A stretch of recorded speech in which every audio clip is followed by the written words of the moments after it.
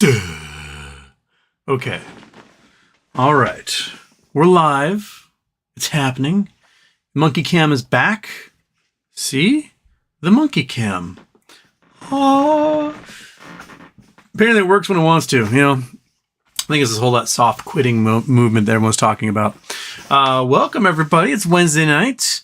I'm about to get some spicy earnings reports coming in. Samsung down 23% on revenue. I just saw a thing that the data from Credit Suisse has been published, but they're thinking about an hour as their earnings call lost $4 billion. So I picked up a bunch of puts today, weekly puts. Hopefully those suckers print for tomorrow. And if they print for me tomorrow, I'm turning those into Apple puts because Apple does their earnings call after close tomorrow, which means Friday. So hopefully I can compound all of that. So, please forgive me. I bit my tongue while I was having dinner earlier, and my mouth really hurts. I drew blood. So I can feel my tongue like being slow and swollen at the moment. And hopefully I won't bite it while I'm talking, because then you just see me cry on live stream. Okay. I've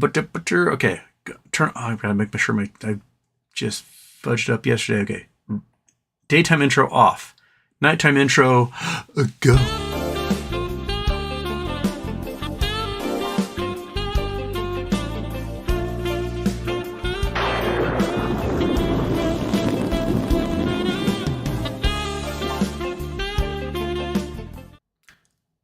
Okay, and nighttime off. Day one. Okay. Monkey butt, you got the cam up and you just left the spotlight, buddy. What else to talk about today? I mean, just lay it on me, I guess. We'll just see what you guys are talking about, and we'll go from there. And man, my tongue hurts. Holy smokes. Guitar stuff, Houston. We have a problem. It's your birthday, and I forgot your present. P.O. Box. Oh, Iggy wants to be on. I'm just going to... boom, Iggy. There you go. You've been dubbed. G-Font. Hey, pal. Thoughts on the China pivot? Some think the real boost in the world economy is when China lifts their zero-COVID policy. That could be great. Greater than any COVID Fed pivot estimates. They might go... consume 1.5 million barrels more oil a day once they reopen. Pretty bullish for oil stocks land. Yes, it would manage to alleviate a lot of supply chain issues we have worldwide. Because so much stuff comes from China. Whether it's finished products or pieces that go into other products manufactured around the world due to like our vast deliver on demand system that we set up prior to COVID collapsing everything. China, I think, can't overcome the real estate burdens yet.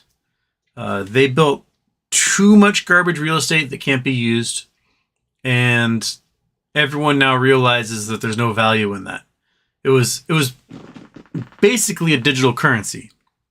You would buy this useless apartment that couldn't be lived in because it had no doors, plumbing, electricity, elevators, whatever, windows. And you'd buy this property on speculation that just being able to say you owned property, you could attract a mate, right? So because women are at a premium in China due to the one-child policy. So there's an inordinate amount of men compared to women. So women basically require like a dowry. You got to pay. You got to show you're worth something to attract a woman in China. And and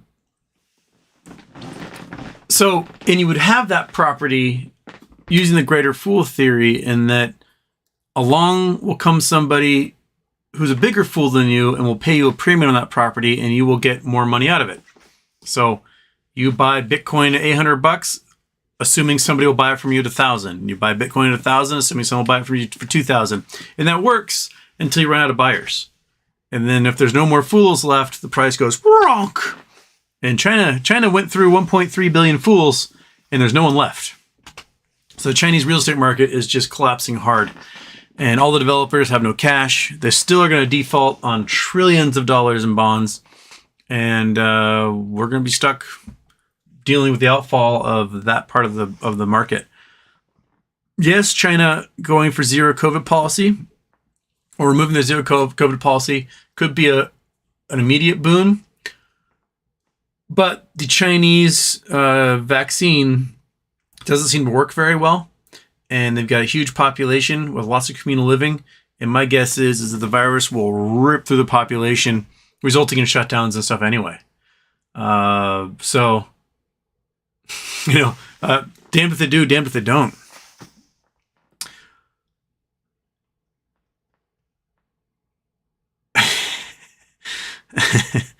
All right. Ronald Rose, how many GME shares are there by now? Wild guess. I was estimating over 1 billion a year and a half ago. Man, my tongue hurts. 4 to 5 billion probably. So I did 3 to 1 plus been shorting more. Yeah, 3 to 5 billion be my guess. Like somewhere between 10 and 20 times how many shares there should be. Drew Saul, Elon closing Twitter deal is a huge win for the future of the platform. 10 years, no evolution. Future Twitter, social financial banking platform, video hosting, YouTube competitor, news, free speech. Elon revolutionized the electric vehicle industry, revolutionized the space industry. Now both this company are leaders and have unassailable lead. Next will be AI, AGI, and robotics and mass scale. Here's what I see happens with Twitter. Is that Elon, if he does successfully get it, they're maybe stuck in regulatory limbo, even in the sale might not technically go through if that's the case. And if he manages to not actually get the financing together by Friday, we'll see, I guess. If he does get it and he lays off 75% of the workforce, Twitter will immediately become a Nazi hellhole like Parler, Gab, Truth Social, and the users will leave. They'll find another platform to use. And so the majority of users will leave. Then when Elon wants to revolutionize the Twitter space, he will not have the programmers available to do it because the 7,000 people that he fired will have gotten jobs elsewhere doing new things. And the folks who would be able to revolutionize something like Twitter won't want to work for him. Like why would you want to work for him? The people that come from SpaceX end up working at other space companies are like, oh my God, SpaceX was such a nightmare to work for. That dude is such a monster. People don't like working for him. They really don't. So I don't think Twitter will be able to make those adjustments to become a WeChat or whatever. They'll try. But I think it's going to be so toxic on Twitter soon that people aren't going to use it anymore. And if that happens and all of their users leave and Elon actually deletes all the bots, which I don't know if he will because he'll need to, as a private company, he won't have to report any of that stuff anymore, right? It's a private company. They don't have to report anything. That if he does get rid of those bots, the number of users will be so minuscule that advertisers won't pay. And the value of the company will shrink so much, he might get margin called on that. And if the economic hardships with interest rates rising result in people not being able to buy cars, then Tesla's going to shrink. And if Tesla shrinks another 20%, 25%, he gets margin called on that as well. So that he wouldn't own Twitter or Tesla anymore. He would get removed from both, basically. I just don't see it, man. I don't see it at all. Great Ape Knowles. How would you define the contours of what makes something art as opposed to other things? I don't know if I can define it. I know what I like and what I appreciate. There's lots of art out there that I see and I understand it's art. It just doesn't have any aesthetic pleasure to me. Like,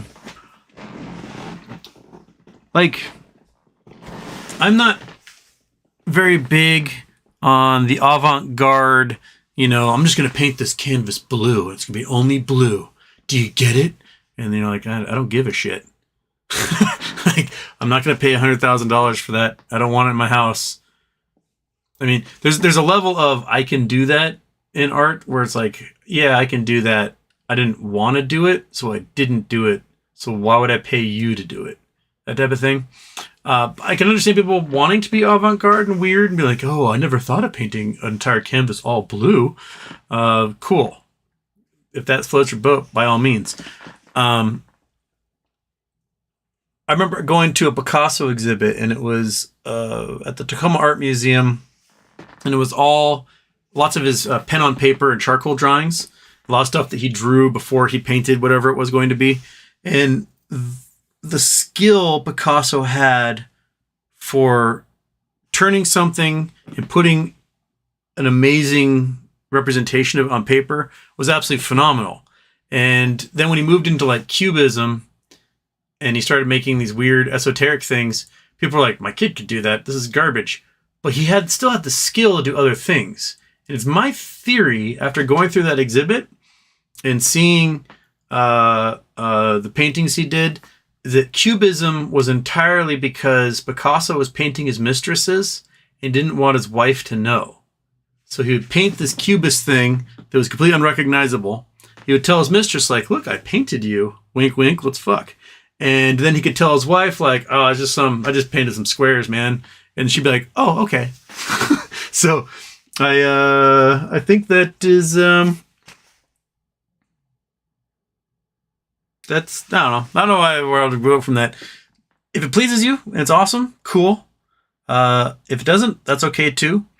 I'll say there are certain things, there's certain art that is done without soul and done sort of, what would I say, cynically? Is that a term I want to use? Like, think of Kincaid, the guy that painted all those like warm little cottages in the woods. And yeah, it appeals to a certain group of folks that like to have like dolphin statues in their driveway. They also seem to buy those Kincaid paintings. But the dude pumped those out like a factory. There was zero heart or soul in it. It was purely to be almost like a multi-level marketing scheme. And he's also like a terrible person. But while it takes more skill than I possess to make one of those paintings of the little cabin in the woods, he did so cynically, specifically to cater to a less sophisticated buyer. That makes sense. And I don't know. I like weird art myself too. There's weird art. I have weird art all over my house. I love finding things of goodwill and putting up on my wall for no reason. It's very, if you ever come to my home, you will see just how terrible all my art is. Okay. Jimmy D.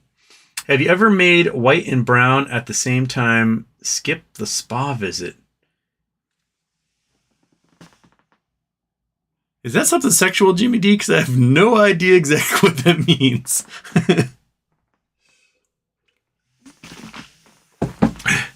I don't know what that means. So, I mean, it could be a Hostess cupcake. Those are white and brown at the same time.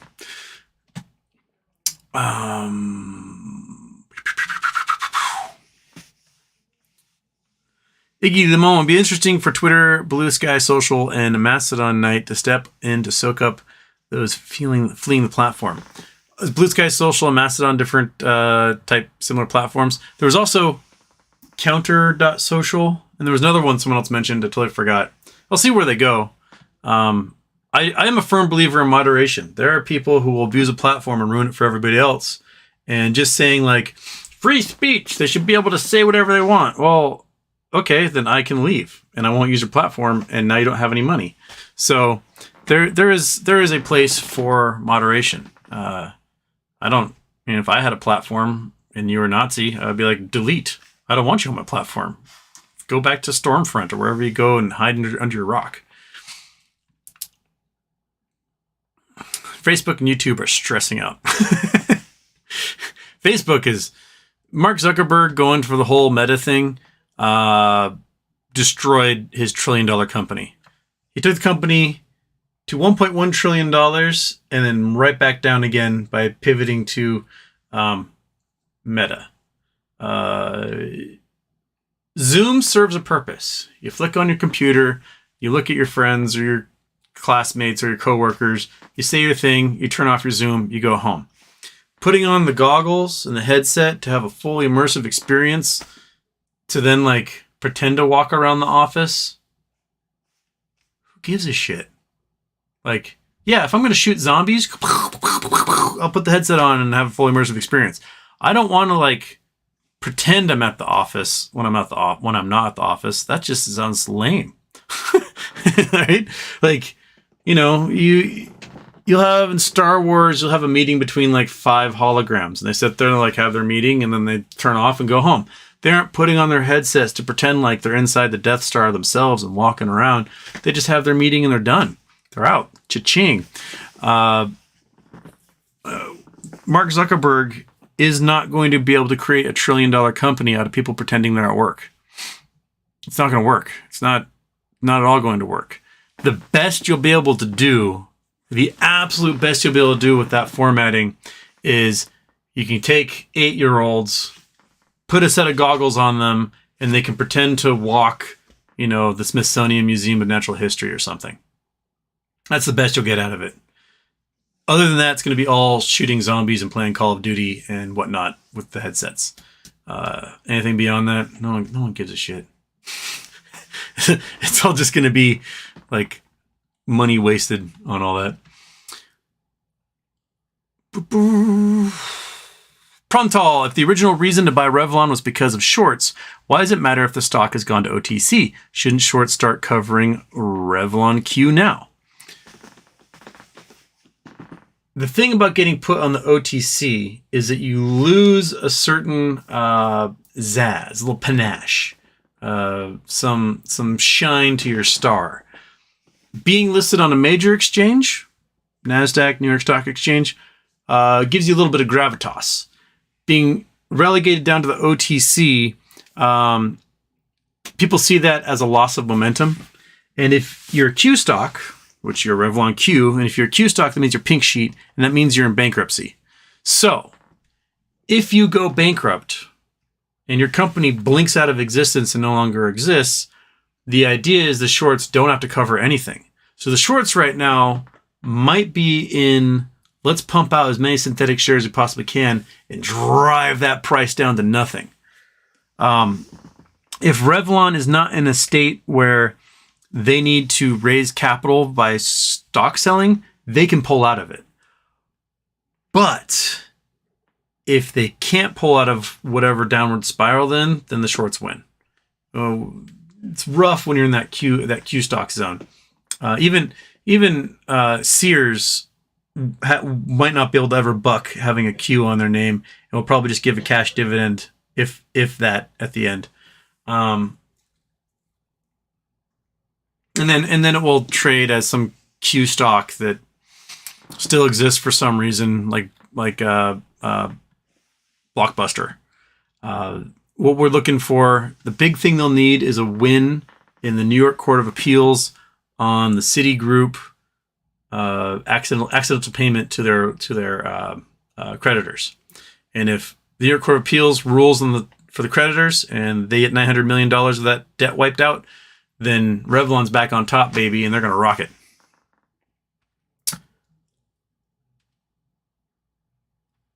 Oh, where was I?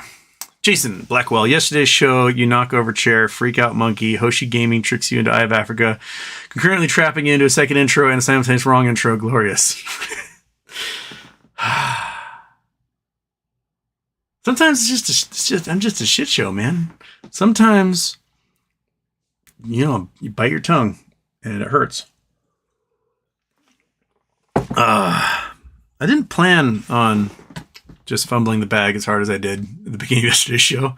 And I forgot to change the show number, so I had 215 shows. I went back and changed it today, so technically it's 216. But, oops. Brandon Moore on Apple puts, what strike you're looking at? I'm going to go just straight like $1 out of the money and get as many of those as I possibly can. Because if they drop 10 to 20% Friday, that will be a pretty chunk of change. And that's what I'm going to go for. Just straight up. Because otherwise, if I get deep out of the money, I'm going to go way far away to make the theta work out. I'm not going to worry about that. I'm just going to get probably stuff for next Friday and get as many as I can. Jason Blackwell, did Knight Capital give up on shorting Acme? It's been slow, steady up, and I'm writing a book about anti-gravity. You can't put it down. I don't know if Knight was shorting Acme. I don't know if Kerrisdale was shorting Acme. But my guess is that a lot of them are like holding back at the moment. Because if a company like Acme were to go private and you'd have to have a giant forced squeeze on the price of that stock, selling it now for $5 or $6 or $10, whatever you're going to sell it for before the squeeze means you're going to lose money at a huge rate. Let's say you shorted the stock at $5. You shorted 1 million shares at $5. Congratulations. You made $5 million. But if the stock price were to go to $100, you just lost $100 million. Or sorry, $95 million. If it goes to 1,000, you just lost $995 million. You would have to be an absolute moron to keep shorting something that you know has an end date to it. You might not know the specific day, but you know it's probably within the next few weeks. It'd be a terrible, terrible, terrible idea to do.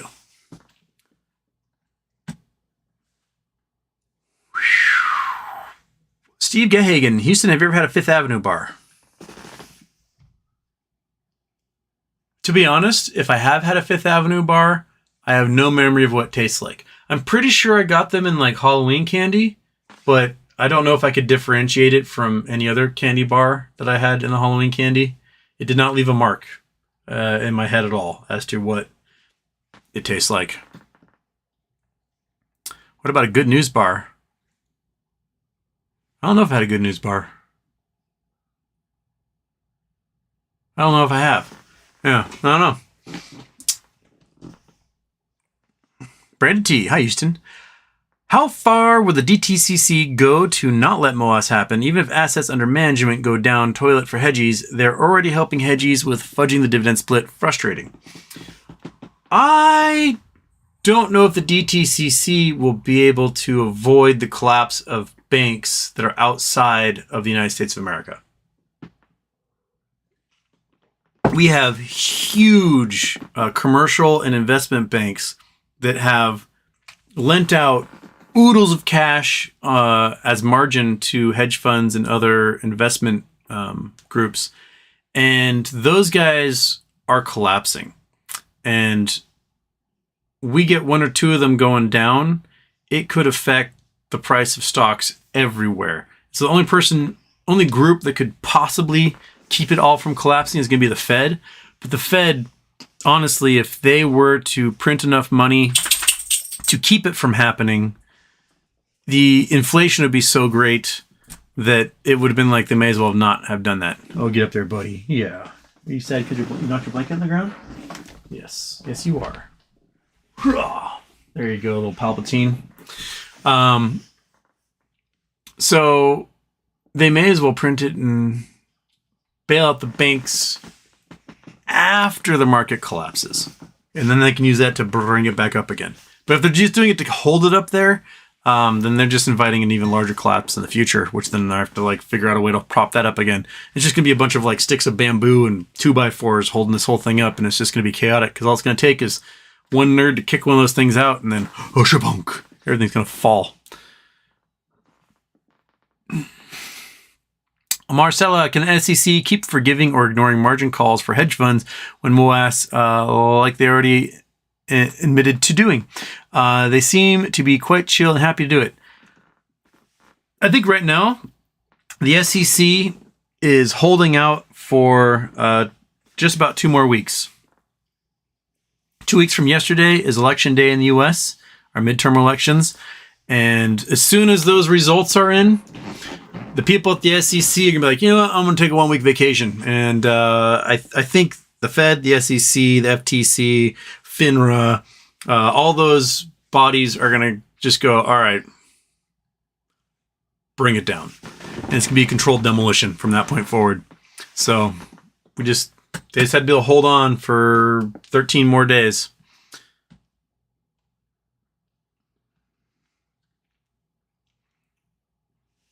Lots of ways you hear about the St. Louis high school shooter. I saw a blurb about it, but I haven't read anything else up on it yet.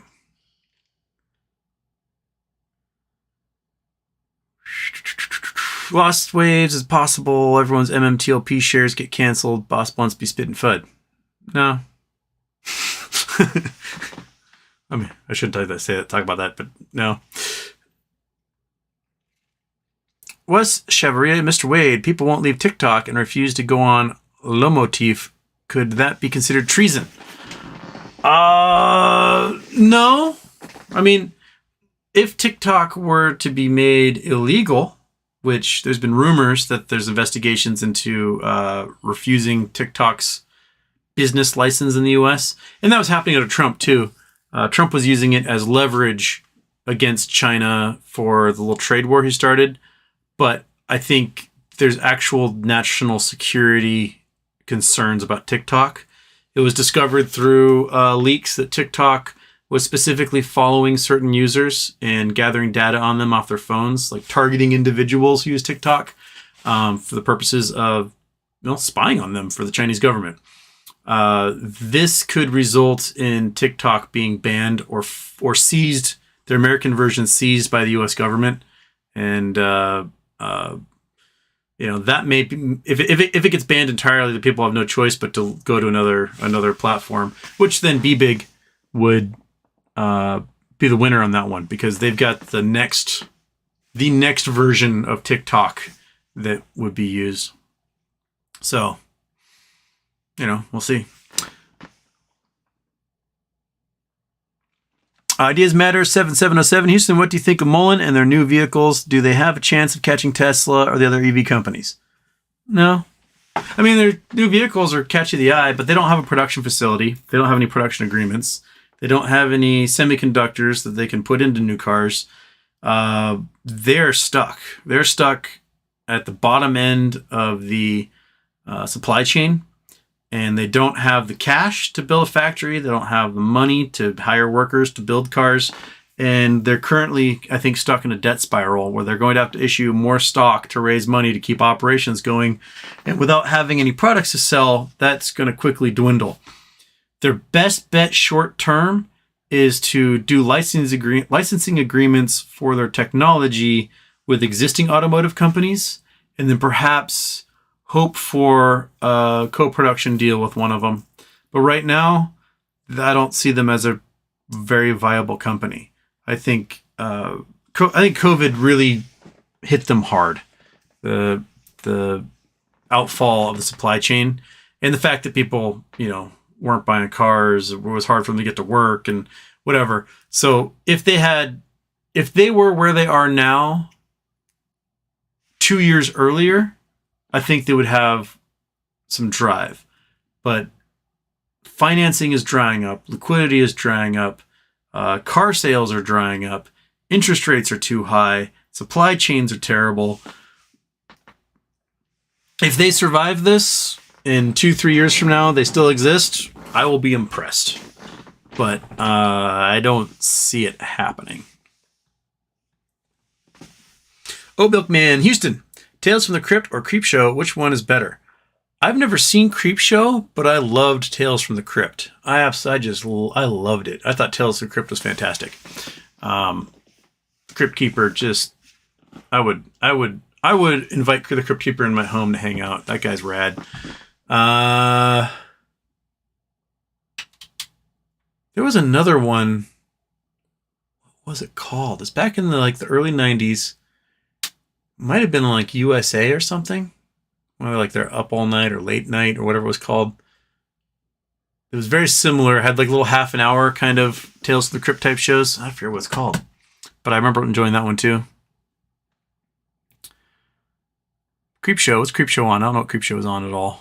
Never saw it. Drew saw, when will RC max out his allowable purchase of GME shares? Man, wouldn't that be a great thing to know? I mean, we've been at a bottom for like, what, 6 weeks now? Just sitting around $25, 24, 27, just kind of...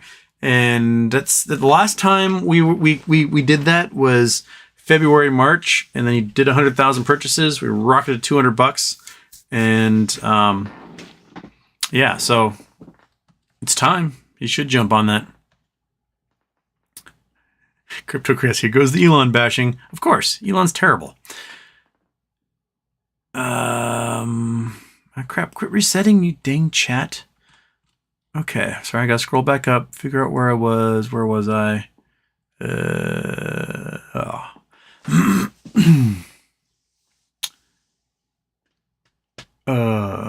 Credit Suisse goes boom. Yeah, I think their earnings absolutely exploded. Let's see if we can get them to pop up here.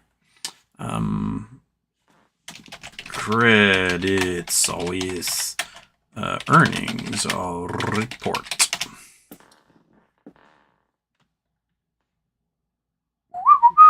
Okay, we're down 10 cents already. Where are you? Quarterly results, Credit Suisse. Is it posted? October 27th. Here we go. All right. Chrome. Bam. Bam. Done. Whatever. Turn off Google Earth. Okay. Okay. Credit Suisse reports net revenues of $3.8 billion and pre-tax loss of $342 million, along with a whatever CTT 12.6. Okay. English.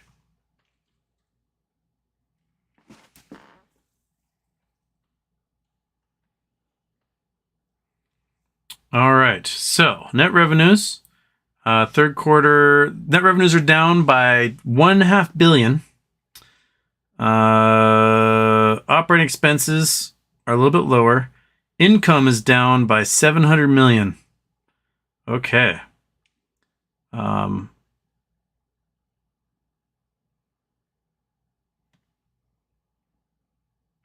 Net asset outflow, they lost 12.9% of their assets.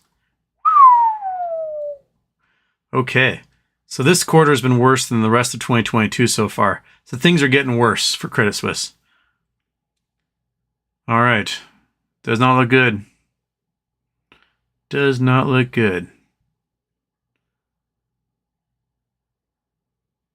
Well, Credit Suisse puts going to be printing tomorrow.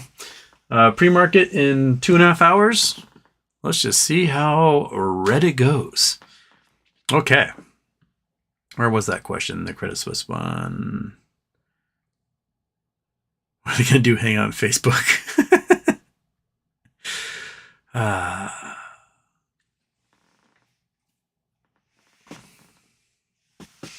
Mike Barr, don't disagree with Elon. WhatsApp has 4 times the users and only 100 employees. Twitter has too many employees to justify their jobs. WhatsApp is a simple app. It's a messenger that's not moderated, and it's a phone app that's not moderated. So if I type in something to WhatsApp, it's not going out to a billion users that are then going to see it and respond. It's going out to specific individuals that are inside of either a chat group or a specific individual I'm messaging.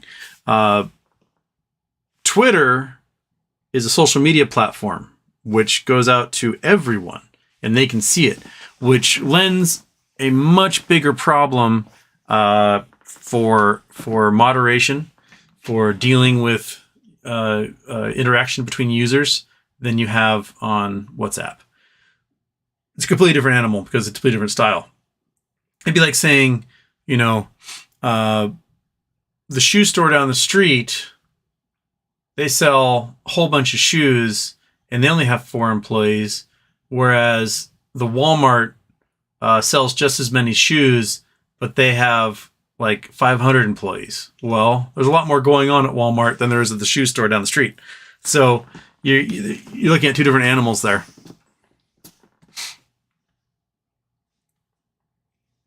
Citizen 54, Better Lender posted third quarter net loss of 4 billion Swiss francs. Yeah. So the analyst expectation was a loss of 567 million. And they did 4 billion. 4.034 billion was their loss. Damn, those things are going to collapse so hard. Oh my gosh. I wonder how low. Oh, Credit Suisse, I'm sorry to pray for your demise, but if you can just drop to like $2, then I can buy so many Apple puts for tomorrow. I think it's a good idea. Like, this is what I'm going to do is whenever I get dates about the earnings reports for banks, I am buying puts the day before on every single one of them. Because they're all going to there's not a single bank in the world that's going to have like, you know what? We actually did great this quarter. None of them are going to be doing great this quarter. None of them. Savings are down so much. There was like $2 trillion in savings a year and a half ago in the US for citizens. And now we're down to 400 billion. So we've lost a majority of savings for individuals in the US. And it's gone because cost of living and inflation. It's just absolutely insane. I know your friends in the house. Welcome, a man. Tesla just put $3 billion in the bank, free cash for the quarter. They have over $21 billion in the bank. Tesla, based on their spending, can last 3 years with zero sales. Tesla is in a very good place financially. Wasn't most of that Bitcoin and not their cars? Okay. Like, the one thing about Twitter, like, Elon claims he wants to make Twitter an everything app like WeChat.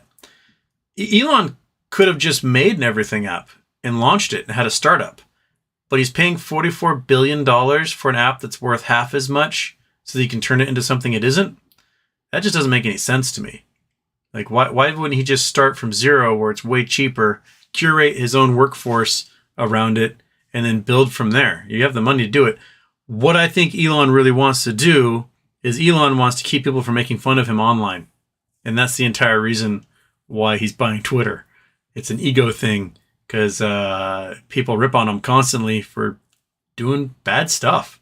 And he's going to claim it's going to be all about free speech. But Elon isn't all about free speech. He retaliates against workers who are whistleblowers. He retaliates against anyone. He is a very vengeful little dude. And, you know, he might claim he's a free speech champion, but he's not. He's not. You know, maybe he'll be successful at it. I probably won't use it because I don't trust him at all as a human being. Sad boy, Houston, the AMC short thesis video will be up tomorrow. Okay, send everybody a link.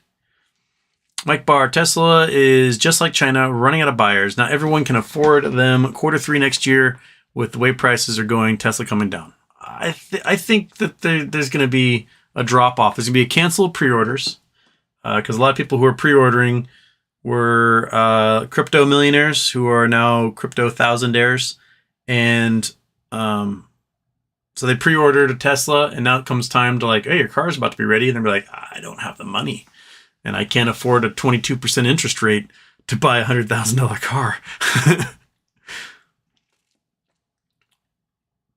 Parataran, Houston.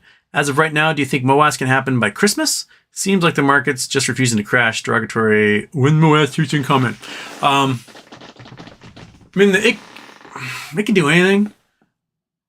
I think what we need to look for is how the market responds in the days after the election. Now, there may be some people who might attribute it to one side winning or the other after the election on the 8th, but I think more of it's going to be when does the SEC and the Fed just let it rip? Just rip that Band-Aid off and just go, all right, do it, collapse, do your thing. I think that's what we're going to have to look for.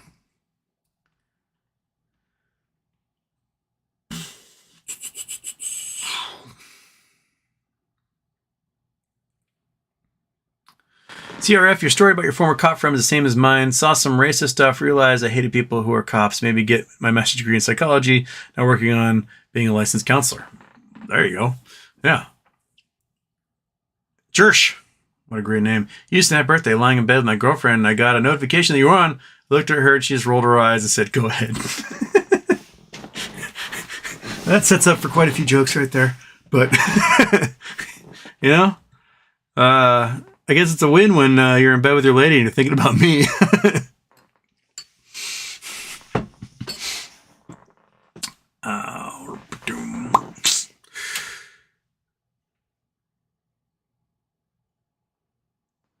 Marcella, do you think digital currency will happen, and how will this affect Moas, our money after Moas, or our money after Moas?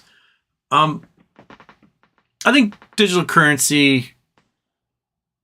We gotta talk about this in the past. Like, digital currency has uses. It will allow governments to track who has money and where, which will, likely create some freedom issues. Liberty issues. But at the same time, the U.S. government itself depends upon exporting U.S. dollars. And a lot of those dollars have to go around the world to places that don't have the infrastructure for digital currency. Like, are you going to expect a bunch of people who don't have indoor plumbing or electricity in, a third of the world to be dependent upon using U.S. digital currency? No, that's asinine. They're going to use paper money still because they have to use the analog system because they live an analog life. So if you're going to have a digital currency, you're going to have to make it exist alongside the analog system that's still there. And so you're going to have both working, which will defeat the purpose of having the digital one. It may make transactions between banks easier. So they won't have their antiquated system they have now for like sending money electronically back and forth and having to do like shipments of cash to all these different banks or whatever. But if you still have a cash system and you have the ability to record money digitally, it might have to be a two-part system there. But I don't see in any near future going to a digital-only currency. Plus, the government takes forever to make that stuff work. And so they'll beta test it for like 20 years. Where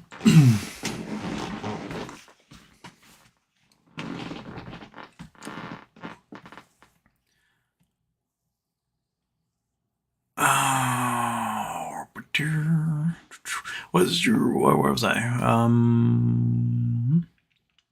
Marcella, what do you think of GTII? Good to invest? I mean, I think the time to invest in GTII was probably 2 months ago. Now, I mean, they haven't really done anything in the last, when was, GTII. Where are they now? Yeah, they're the same price. They're the same price for weeks. Yeah, like, they had a peak on October 3rd. They went to 668. It's been flat at $5. They dropped to 2, went back to $5, and they've been $5 ever since. The time was a month or two ago to buy GTII. I don't see too much happening there. What's their short interest?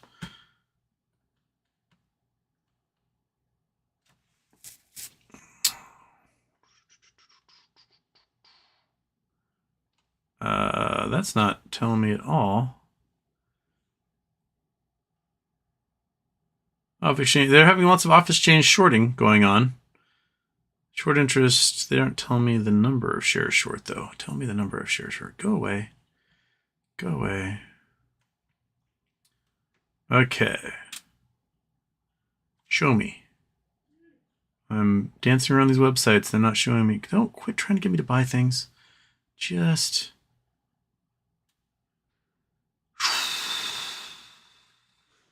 Okay. Looks like September, there was a lot of shorting that went on when the price went up. but the shorting has not been very big for the last 2 years on it. It only seemed to be they shorted stock when it went to like $6. They shorted a boatload of it. But I don't know. I have not paid attention to them beyond that. Deutsche Bank getting rocked. Biggest loss reported ever since Lehman's downfall. Yeah. Deutsche Bank is screwed. I mean, when your entire business model is money laundering for warlords, drug lords, and Russian mafia, and all those guys all of a sudden are under heavy sanctions, you don't have the flow of capital you need anymore. And a lot of that money got seized and your assets vaporized. Plus, you're in the middle of Europe, which is in an inflation crisis and having a big economic downturn. Deutsche Bank is screwed big time. When is UBS's report? When is UBS? UBS earnings report. That'll be the other big one to look at. Quarterly reporting. Oh, they did their quarter reporting. Never mind. All right.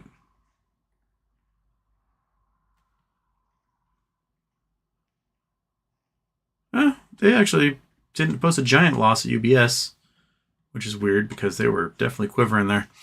Oops, wrong one. So, yeah, I'm going to be looking at the Bank of America, Wells Fargo, two big U.S. banks. Looking at those guys. Goldman Sachs has already intimated that they're going to try to break up into 3 different companies, and hopefully that will save part of their investment bank. I don't know.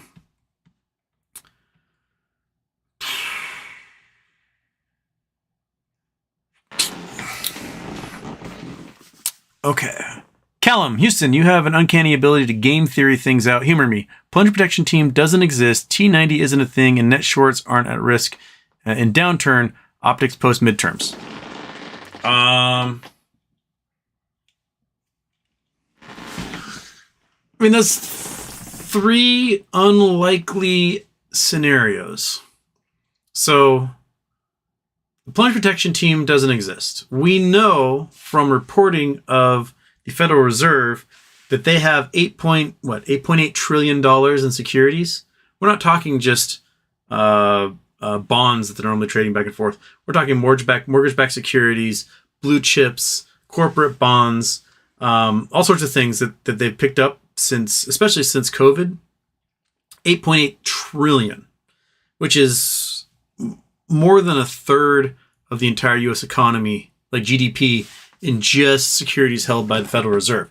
Now, if they weren't protecting the plunge, why would they buy that many securities? And if they weren't saying they're dedicated to quantitative tightening by selling off all of those securities, then why would there be the rumor that there's a plunge protection team to begin with? Obviously, they bought those securities to keep the market from collapsing. Thus, they protected the plunge, right? T plus 90 isn't a thing. Well, you are a bank. You are an institution. You are a mutual fund. You lend out your stocks to a short seller. Now, why you lend out the stocks to be short seller? Supposedly, it's because you'll get interest rates and passive income while those stocks are out. In the end, you actually lose money on it because the stock value becomes much lower than any of the interest rate you get back generally when you short a stock. So it's kind of a lose-lose situation for you. But you set a stock out there. You lend it, and stock gets lent out. Now, the agreement between you and the borrower is that the borrower is responsible for emitting any and all dividends back to the lender. So if the stock gives out a dividend $2, the borrower has to reach into their pocket and remit a payment called a payment in lieu back to the lender of $2 for every share that they borrowed.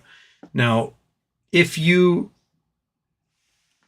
borrow a stock and that stock has a unique dividend, whether it's a cryptocurrency, a baseball cap, a preferred share, whatever, you now owe that unique dividend back to your lender. And if you don't remit that unique dividend back to the lender, then you are in default. And if you are in default, the lender doesn't just have the duty, they have the obligation for their own investors to get that back.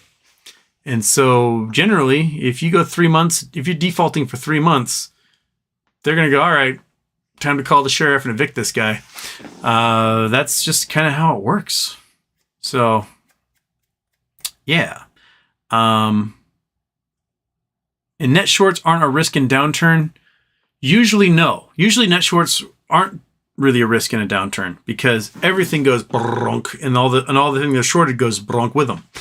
This time around, though, there is a very unique situation, which is the buy and hold phenomena of retail investors. Now, normally at this point in an economic downturn, the retail investors would have shit a brick and dumped everything they had. We have not done that. Do you know anybody, any of your friends who have dumped everything and been like, oh, it's crashing, we're all going to die? They haven't done that. And if they do sell off stuff, they're going to be selling off the blue chips that they know have room to fall. And they're going to be holding on to the meme stocks because they know that they only win with the meme stocks if we dump it all and sell. But we win if we don't. If we don't give them that satisfaction of flooding the market with a whole bunch of shares no one wants, that's how we win. And so buy and hold, man. It's the most simple thing you could possibly do. You just refuse to give them what they want. And all they end up doing is they print more, increase their obligation, we scoop that up, and we hold on to it. And they go, fudge! And they print more, and we buy it, and we scoop it up, we hold on to it, and the stock price doesn't drop. It just doesn't. I mean, GameStop is a company that was trading at $2.57 in April of 2020. It's been at or above $100 for the better part of a year since then. There is no way they have made their money back on that short yet. Not even a little. Stats show that as long as GameStop is above $16 a share, they are losing money. And we've been sitting around $25 a share this whole time. I say at or above 100. My brain is still doing the reverse, going backwards from the 4 to 1. And right now the stock price is equivalent of like $109 or something from prior to the split. That's not how you win at all. They keep selling more shorted shares in order to try and keep the price down. But all it does is increase their liability. If they were at 100 million shorted shares and they had to sell 100 million more to keep the price from skyrocketing, okay, now they've got a liability of 200 million shares. And then they had to sell another 100 million shares, keep it from rocketing. Now they have a liability of 300 million shares. And all that's been going on as the calendar has been turning is they've been tacking on more and more liability. The difference is they take that liability and they ship it off and they trade it and they pass it around. And it's just this constant game of hot potato as they move all this debt around. And so we don't actually know who holds what and what specific time because it's just wrapped up in these convoluted derivatives. AJ still wants me to watch The Man from Earth 2007. All right, buddy. The Man, I didn't write it down last time. I do it with my cat pen. Man from Earth 2007. Okay. Yeah. Okay. Man from Earth 2007. Great Apes. Knowles, Houston, do you think anything could possibly conquer and divide our ape community? Oh, there's been conquering divisions individually constantly in the ape community. But specifically, anything to make everyone go, harumph, screw you, and then never talk to each other again on like a large scale.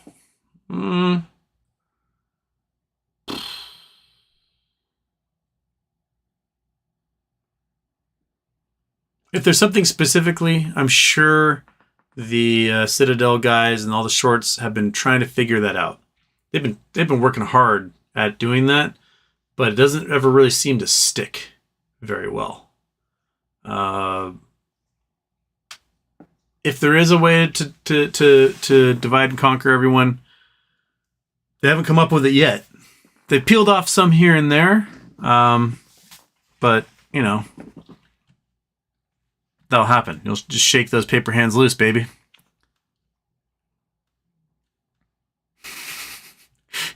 Matt Jones, if you have 215 episodes, just delete the bad one.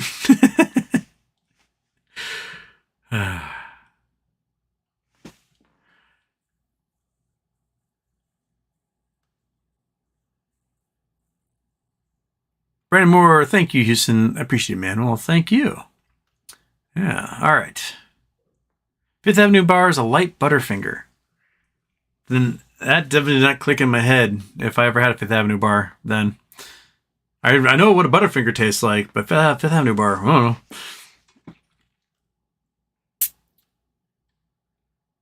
Pacific Northwest Texan, do you think buyers of burnt hair cologne will be majority owners in Twitter or some special situation? No. I don't know. Whatchamacallit, the candy bar of choice. I don't know if I've ever had a whatchamacallit either. Jason Blackwell, Houston, was Jimmy D's white and brown question about a Blumpkin? I think so. So that's why I didn't want to go into that one. But Jimmy, tip of the cap, wag of the finger, I guess.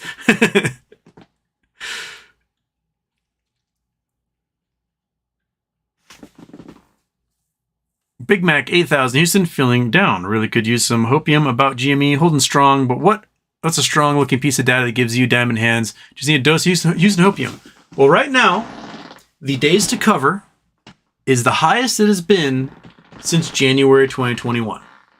So it's right now 17 days to cover, or somewhere thereabouts, for shorts to cover their position, which it hasn't been that high in almost 2 years.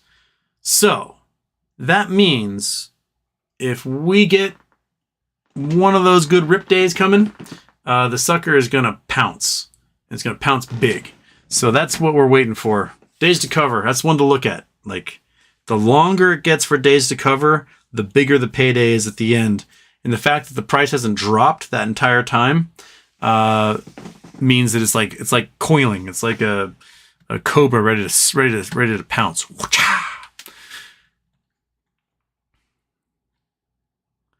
Drew Saul got some spots. 46,112. That 46,112. That's either Montana or Wyoming, somewhere in there.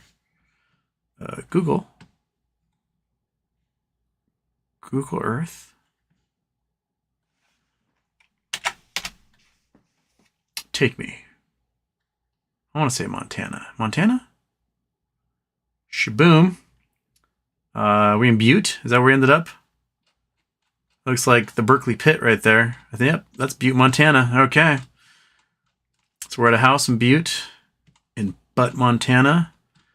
Is this where the bodies are buried? Am I supposed to look at this house specifically? What is about this house that I should care about? I'm gonna drop myself right in the intersection. Okay. Is this the house? That's the house. Anything special happening in the house? Let's go that way. There we go. Main Street and Iron Street. They got a new fence put in. Okay. New fence backyard since the last photos were taken. Okay, anything else happening out here? That's wow. You'd think you'd want to like fence that part, but maybe they don't own that. It's a whole separate lot or something. Okay, Butte, Montana, where all the water is sulfuric acid from the Berkeley Pit. What is it about this house do you want me to see, Drew Saul? I don't understand. This nice little camper there. Ultralight Sport. They've been sporting with that ultralight. Okay, I'll put the other side of the house. Go back to the 1970s here. There we go. All right. Oop. Come on, back. Go that way. Oh, cool. Camera got better again. House, tell me what you want. What you really, really want. All right. Well, I guess this is where Drew Saul buried one of his victims. So, there we go. Exit Street View. Everyone mark it. Drew Saul's victims are buried in the foundation of this house right there. Call the authorities.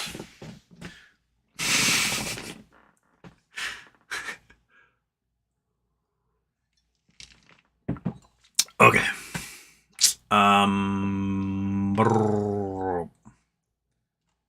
Where'd you go? The chat loves resetting and I miss out where I am. Joshua Jimmy just got off work and bam, Houston's live. There we are. Shib's been running all night, up 10%. Okay. White and brown every show. Jimmy D, you are a 1 in a million, Jimmy D.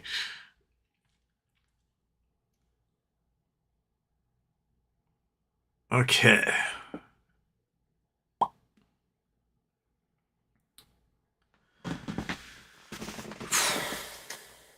Shib burning a lot of coin, so Shiba Inu is just going bonkers right now, huh?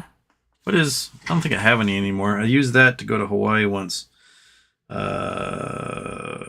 do I have? I think I have the crappy, oh yeah, whatever. Come on. Get away. Show me my, yeah, that's not worth spit. I got Saitama coin left, and I think that's the only shit coin that's still left. And boy, is it shit.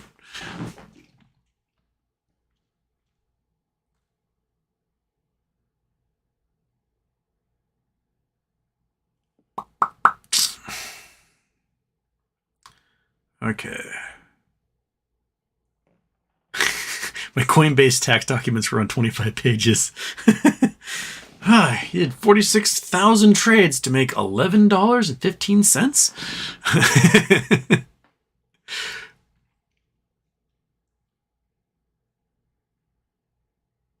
Has the United States been to the moon? Yes, they have. 69XX Fund showed up. Oh, 69XX Fund. You should have shown up yesterday and donated to the charity.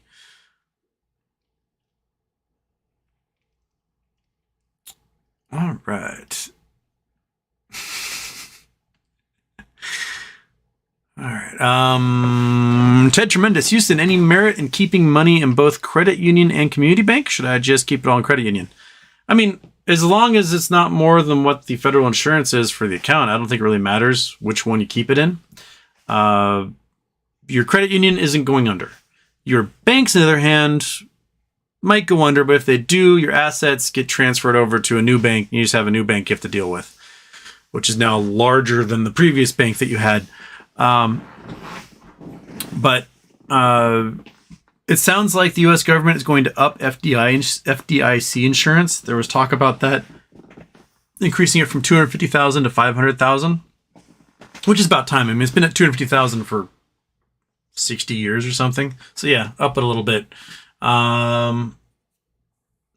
But what the FDIC does is they basically just seize the bank when it's about to go under. They put a hold on everything, and then that night they do an auction, and they then transfer all the assets to whoever won the auction, and that's the new bank.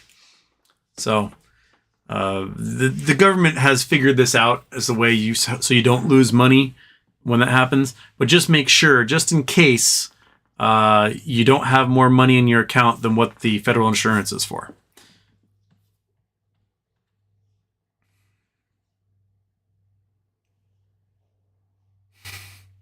Crypto Chris going to walk the dogs. Monkey would love to go walk, but it's just too late. She's too tired. There's such a tired dog.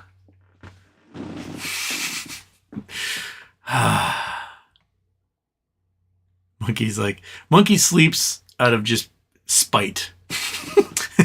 She doesn't sleep because she's tired. She's like, ugh, I'm so bored. I guess I'll sleep now. She could totally be having a great time running around, but no, she's sleeping out of spite right now.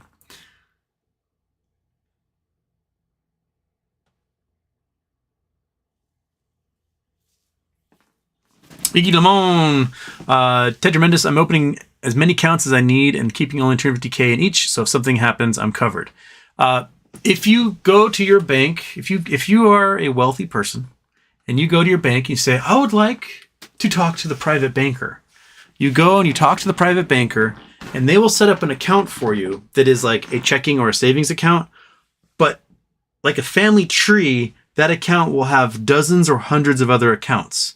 so that each and every single solitary one of those accounts feed into your main checking account, and none of them have more than $250,000 in there. Therefore, they're all covered by federal insurance. They got their little tricks, and you just got to talk to your private banker about that. And when you're rich, the private banker talks to you. If you are a poor schlub, they're gonna be like, why are you seeing me? You have $800 in your account and you overdraft 6 times a year. Like, go talk to the riffraff at the counter. You don't get to sit in this leather chair. Go away. But once you got money, the private banker will like make you a latte and figure out how to keep all your money from ever being lost to their bank seizure.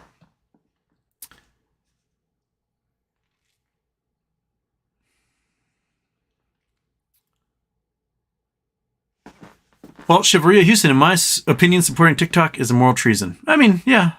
But the people who use TikTok, they generally don't, they have no idea who owns TikTok. They just know it's the format that all their friends are using, and that's what they're doing. They don't, most people have no knowledge or connection to the ownership of TikTok, nor do they care that the Chinese government may be like spying on them and making weird lists about them.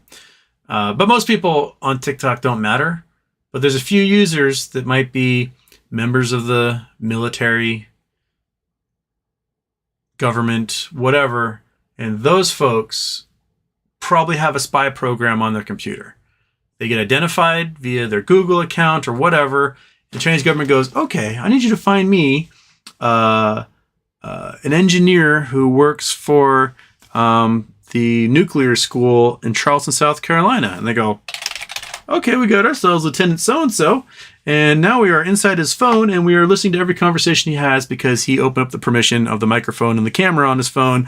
And now we're hearing everything. That type of stuff. So if I were a government employee or a member of the military, I would be very wary of having TikTok on my phone. And if I were a higher up who's responsible for other people, I would probably make a rule against having it on your phone, specifically for that reason.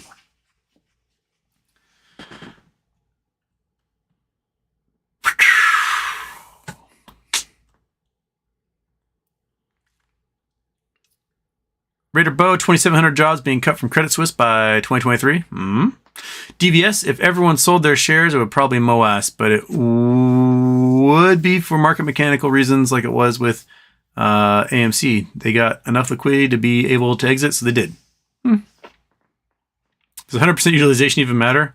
Apparently not. Apparently it means nothing anymore there, Jerry. Used to mean something. Now, not so much.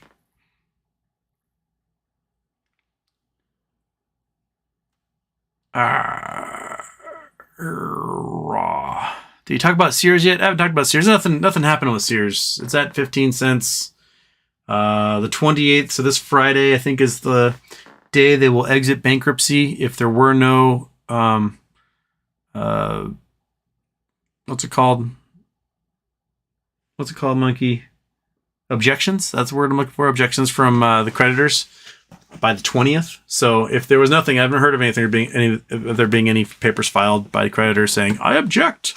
Then they exit bankruptcy on the 28th, and then we find out what happens after that.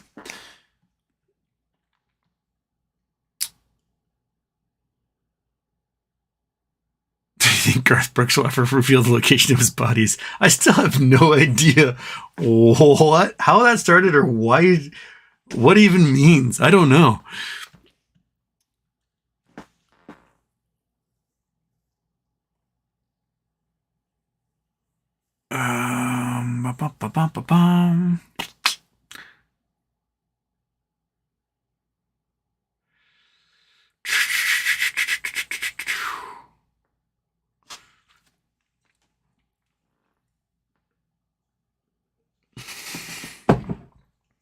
Coordinates were off. Want to talk about the geological minerals top places, I guess.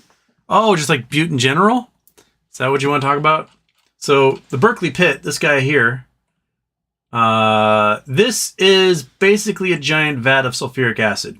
If you are a migrating bird and you're flying north, you're like, oh my gosh, I'm so tired. I'm a goose. I've been flying all the way from Venezuela all spring, and I need to land and take a load off. You're going to land in the Berkeley pit and just dissolve. There's actually a viewing gallery you go down to mine shaft. Where is it? It's somewhere along here. You go down to mine shaft and you pop out at the side of the Berkeley pit, and you can view like the luxurious waters of the contaminated pool. So this was at one time the largest copper mine in the world and the largest hole in the world. There are parts of it that still might be used, but for the most part, I think the Berkeley pit is tapped out. This is their metallurgical facility. I see cars in the parking lot, so they must be processing stuff there. These are train cars for ore. It's where they process all the ore. But this pit is no longer used. It is they allowed the groundwater to fill it up. The problem is that the sulfides, the pyrites and things that are found in the ore at places like the Berkeley pit, when they get exposed to air and water, they create sulfuric acid. And there's a lot of it in this pit. And they allowed the groundwater to fill back up again, which has now contaminated the groundwater for basically everywhere around Butte, Montana. This is all toxic, the whole darn place. And so the water sources are having to come from further and further away. I'm sure there's folks that might be from Montana in here that have better experience with it. But that's one of the tragedies of having a large mining facility like this, is that there is toxic sulfuric acid that comes out of everything. If you drive through I-90 on here, there's some car farms and stuff. There's some really cool rocks. Once you get up over this pass, there's some great Star Trek looking basalt rocks. This entire drive down, it's really cool. Yeah, I don't know what else we want to talk about this one with there, Drew. It's a monster. It's a hole you can basically see from space. I mean, if we go out far enough, I can still see it there. It's an altitude of 488 miles above the Earth, and I can see it at about 400 miles. The Butte dot kind of blocks it.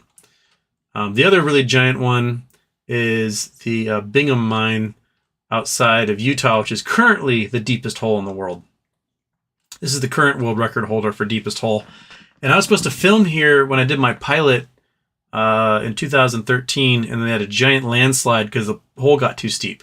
So let's see here. Let's see if we can see there we go.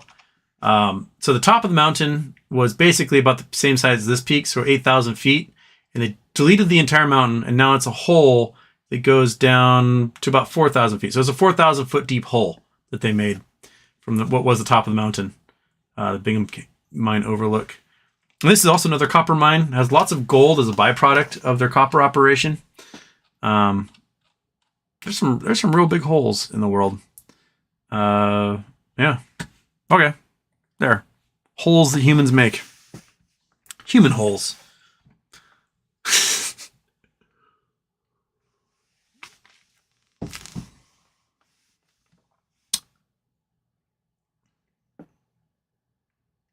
My family man not going to risk burying bodies. That's why I dissolve them in a bathtub there, Drew Saul.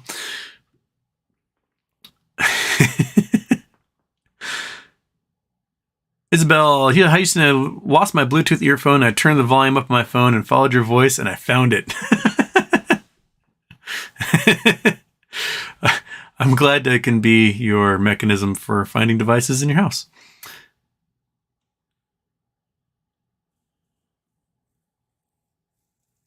Okay. Dosair just started the vid. Keep rinsing with warm salt water and popping a leave. You were a trooper. I would have canceled the steam and iced my tongue. Stream ice for my tongue. It hurts, but what am I going to do? Just whine to myself when I have an audience of 191 people at 11:15 at night to whine to? I will do that. I can't believe it always wigs me out when hundreds of you show up and I'm doing a late night show. The Euros might be just waking it up right about now to credit Suisse as an absolute failure.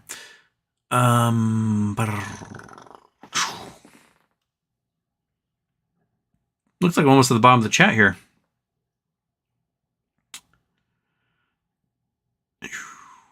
Sean Marcos, Copper as a trader, yes. Adam Aaron is a genius. To all AMC investors who still hold the shares, he's a nightmare and a malevolent actor. There's lots of rumors that, I mean, the rumor mills are always all over the place, but the current rumor mill is that Disney is who's going to buy the 484 million ape shares at a premium. It's going to mark some sort of financial deal between AMC and Disney. I mean, it might be hope springs eternal on that because, you know, we all hope for stuff. We all think about the things like, what would I do if I'm in that position? I would totally find Disney and do a partnership with them. So, you know, it could translate to Disney getting a bigger share of profit from movie sales, having Disney stores selling toys and plush toys and t-shirts and stuff in the lobbies of AMC theaters. I don't know. We could see where that goes.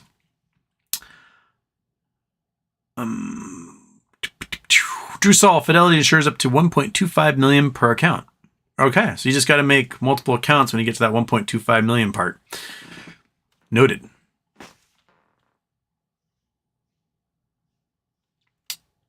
Man, you go visit my credit union. They're in Silicon Valley, so there has to be some premium snacks.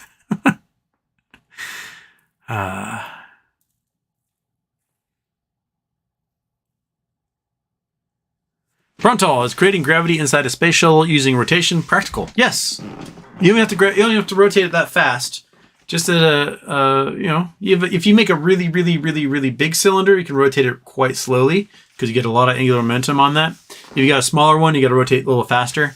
But yeah, you can.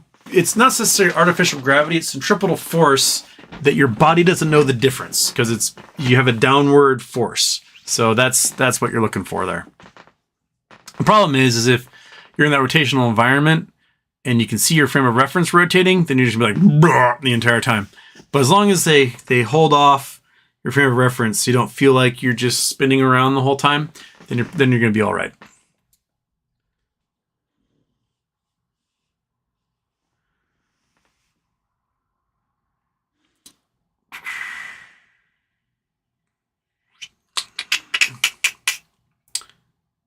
Hansabel, good morning from Germany. Nice to have started date coffee, walking the dogs. And we have a problem on the headphones. Welcome, my man. Carp Blixing started from Tom Segura, Your Mom's House podcast. I love Tom Segura. He's of all recent comedy specials, Tom Segura has like the highest batting average. I love that guy. He might be my favorite stand-up comedian right now.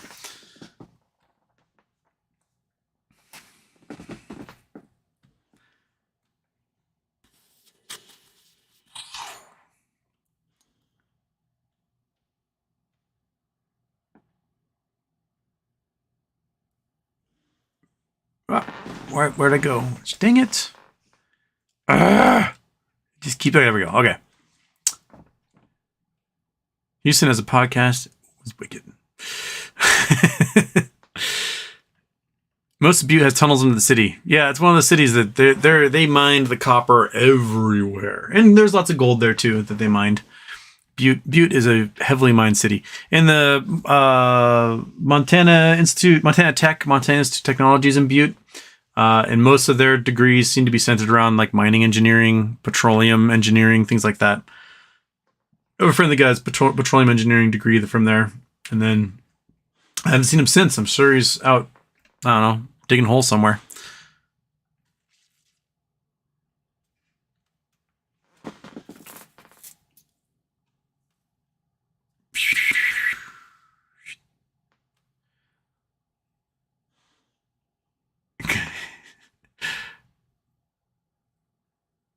Okay, Hannibal just got home from work. Hannibal.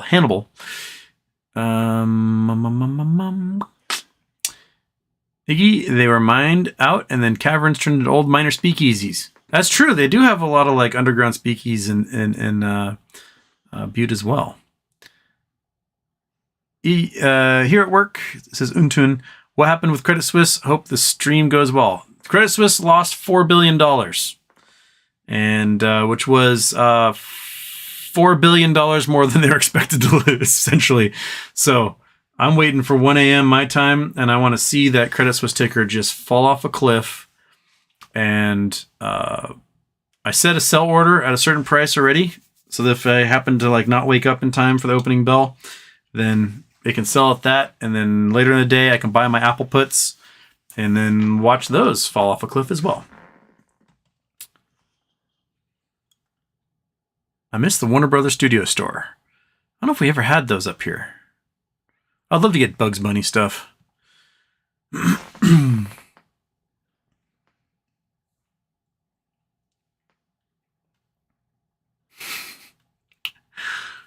Why would Disney want to do that? Because the theater chains can now be owned by studios because the Paramount law is no longer in effect.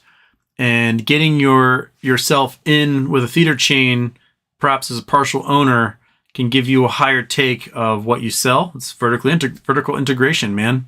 So personally, if I were Disney, I would just go and buy up every share of Regal I could, because those guys are bankrupt. The shares are 7 cents. You can buy the entire company for $30 million. So why not? I would just go buy the entire company for $30 million. Just do a hostile takeover on at the market and take it. Boom, done. Whatever debt that Regal Cinemas has is nothing compared to what Disney can handle. So I would just do that. I would just take them over.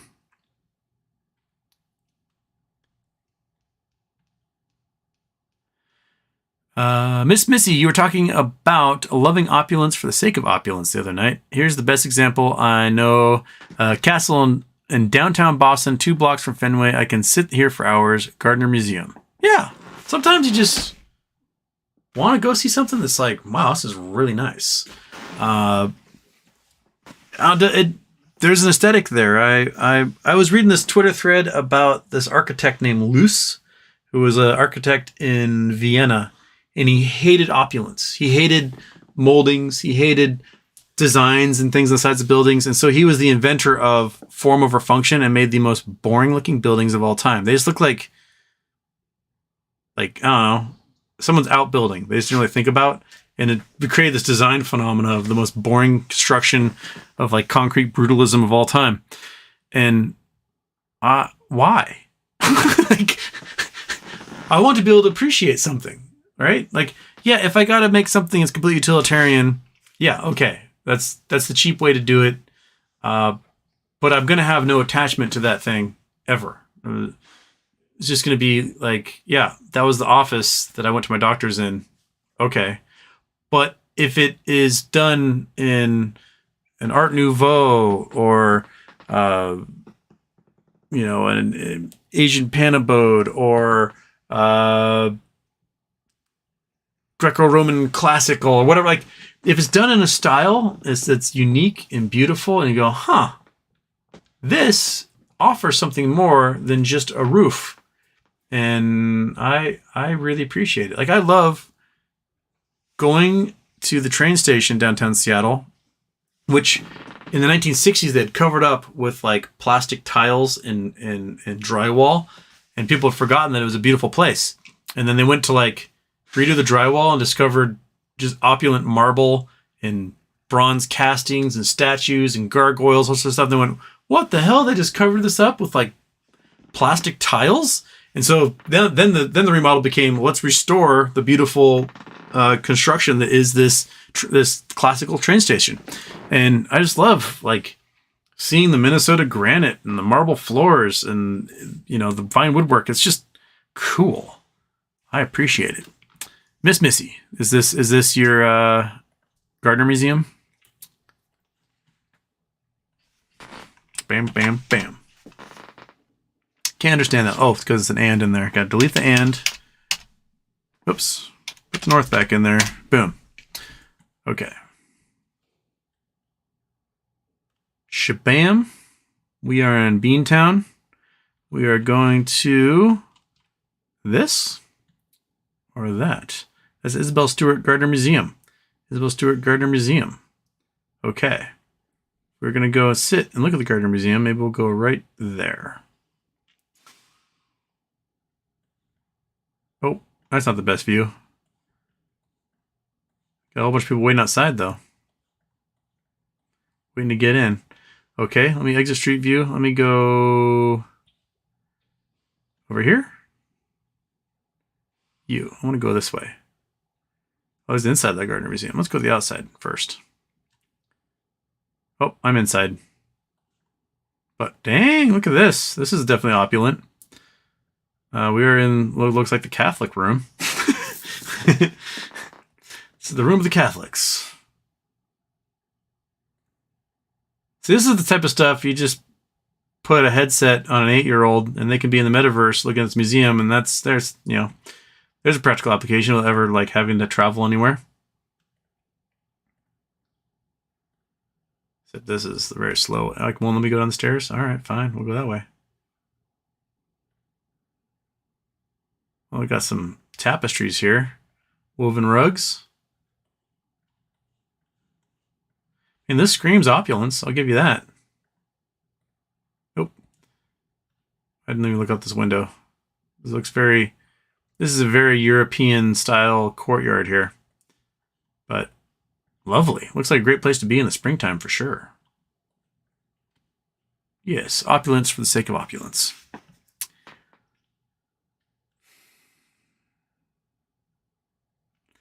Next date to look forward to is XRT fails due between the 2nd and 8th of November, which isn't far out. That's next week? Yes, next week.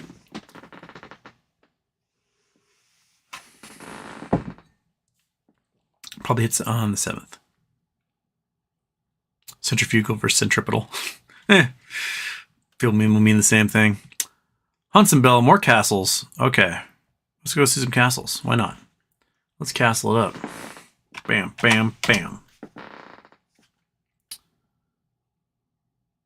And smack. Which one's this? Look at those grounds. Whoa, dude. Right in the middle of a big giant moat. There's a house in Florida that was designed like this. It's for sale right now for like $100 million. Okay.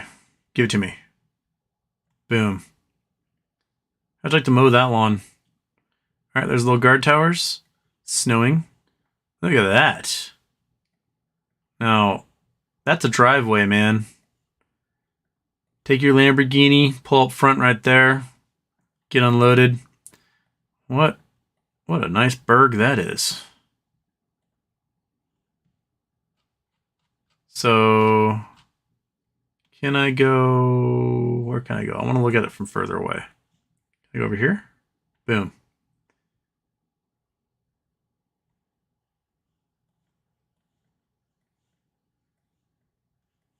Oh, it's hiding behind that. No, what's over here? Okay. Huh. It's like the lake's drying up this time of year. Do people only go to this place in the winter? All the pictures are from the winter. Anyone live there? Anyone work there? What's that place used for now?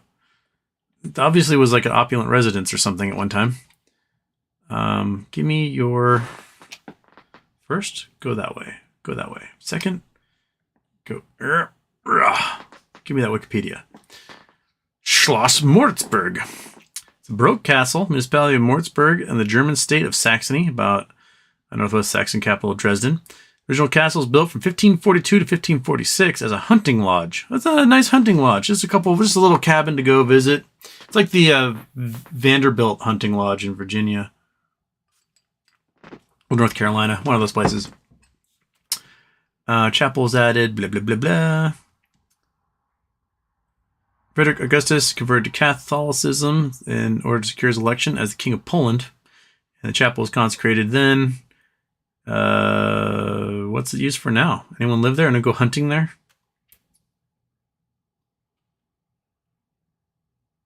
Got bird breeding pens. Huh.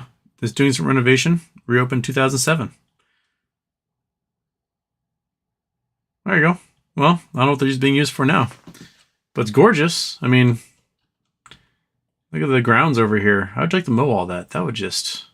That's when you just get the robot mowers. I don't care if you have 10,000 peasants working for you. Just go get an electric mower, and it just takes care of it all for you.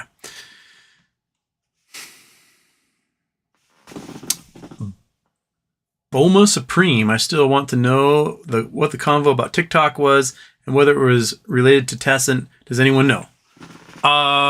TikTok is owned by a Chinese company, and it's a Chinese company that I think is owned by a branch of the Chinese military. And so there's been lots of talk about spying on the users of who use TikTok by the Chinese government through backdoors. And recently there was an article that came out that said, yes, the Chinese government was using TikTok to spy on specific individuals in the United States of America on their devices. So, to me, the release of that information is sort of grounds for the U.S. government coming after TikTok eventually. And my guess is if China does launch a campaign against Taiwan, that anything Chinese will just be deleted. They'll shut down Chinese phones. They'll shut down everything that comes from China.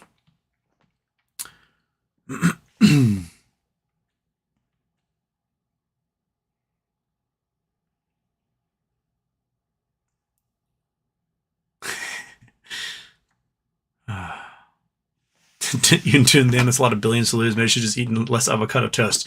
Yeah, if Credit Suisse would have just not eaten avocado toast, they could have, saved $4 billion this quarter.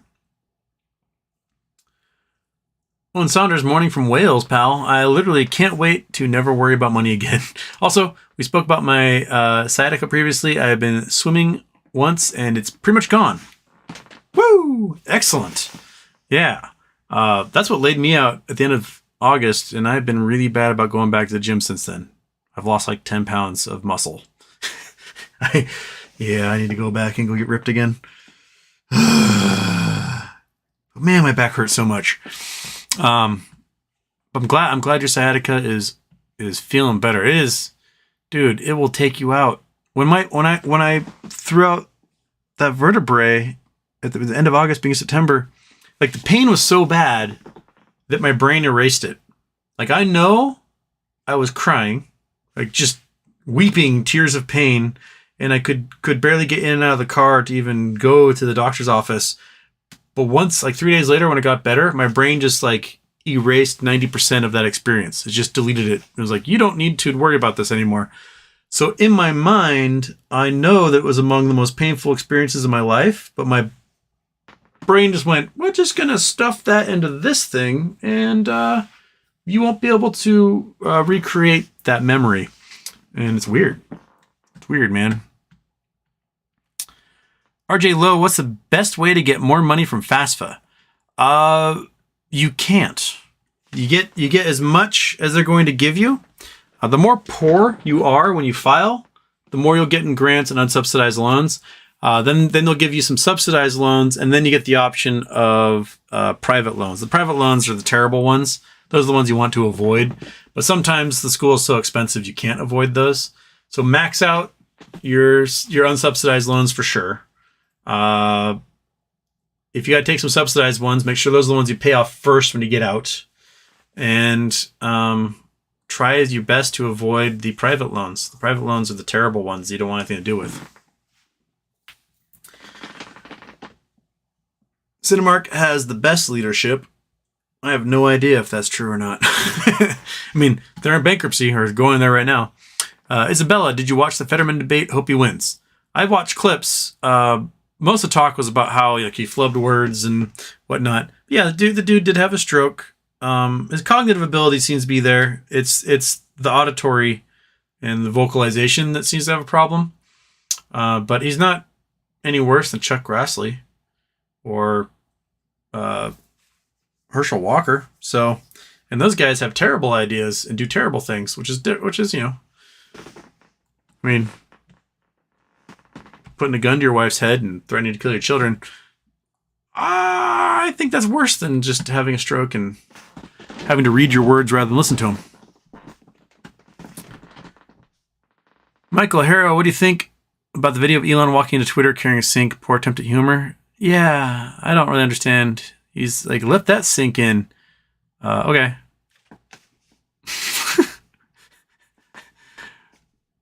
Cool.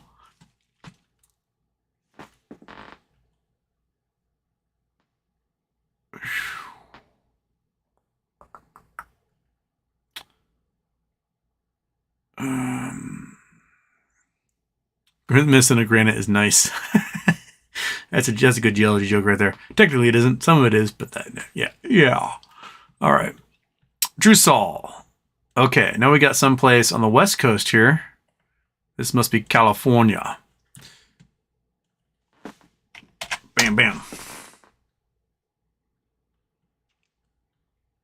Santa Cruz. The mystery spot. That's where we're headed. Yeah, I've been to the mystery spot. Have any of you been to the mystery spot? It's one of those kitschy tourist trap houses, the weird spot, mystery spot, where like they tell you, oh, it's magical. There's a gravitational anomaly here, and up is down and black is white and whatever. And you go in, and like the buildings are built with these weird perspectives, so you feel like you're getting smaller and the building's getting larger or whatever. It's fun. It's a fun little tourist trap. I recommend it. Is this the mystery spot? Is way up here? I guess so. They have a picture of the mystery spot. There we go. Let's go to the mystery spot. What? That's not the mystery. Give me stupid ground view, you little butt wipe. Exit ground view. Give me a picture. Picture. There we go. You. Right there. What? What? How about you? Can I go there? Why are you not? Exit ground view. Give me the little man. We go to the parking lot at least? There we go. All right. So we got a bunch of tech bros from Silicon Valley have shown up and enters the mystery spot that way. Okay. So what the heck is that all about? All right. Can I go? My little dude.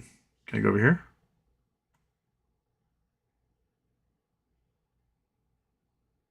That just takes. That's all it does. Dang it. Anyway, if you're driving down the California coast, go to the mystery spot. I don't know how much it costs now. Probably like $30. It's an experience. You'll see some weird things, and you try to figure out how do they do that. Why are they messing with my brain to do that?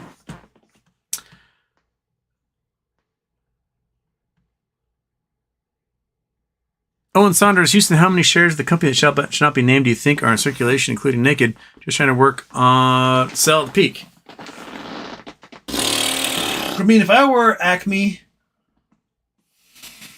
and Acme had 165 million shares that should be out there, but it came from a company that was perhaps shorted down to like 21 cents, and it was thought to be maybe 1 billion short shares in existence before it became Acme. And since then, we've seen legit shorted shares in the hundreds of thousands and possibly 1 million or 2 being shorted in the last few weeks for Acme. I would put the number pretty high. 500 million to 1 billion Acme shares out there, perhaps. My guess is that the true peak will come within a couple of days of the going private, when the brokers themselves have to punish the hedge funds and force the purchase of Acme shares.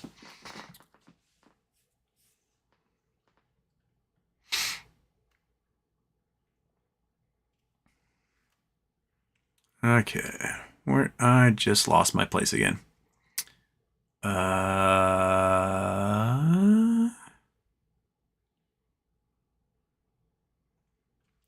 Boma Supreme, fun fact, Tencent owns Riot Games, and Riot gets access to your computer all the way down to the kernel level for anti-cheating. Interesting. I don't know if I have any Riot Games on my computer.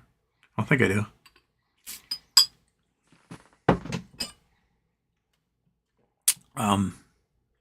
Prontal, what is an alternative to a mansion for a future millionaire if having a mansion is not appealing and instead practicality, sustainability, and efficiency in a home are the priorities? A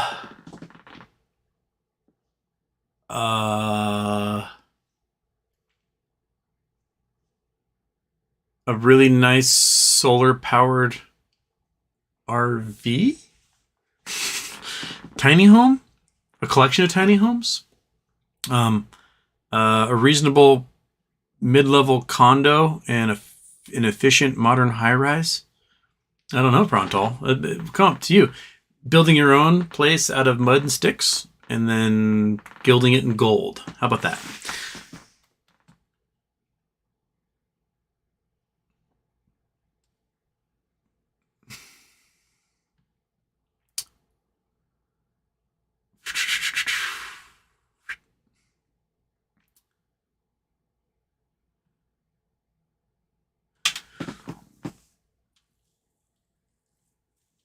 Silhouette after Moas, I'm buying Florida straight up. Some of the ocean too. Dizzy Market, check out the Everts Foundation. They seem really nice. Right there. They're our current board player. So if you guys ever want to have your thingy up there, $50. I'll throw it up there and it will stay up there until someone else gives you $50. That's how we're gonna play this one.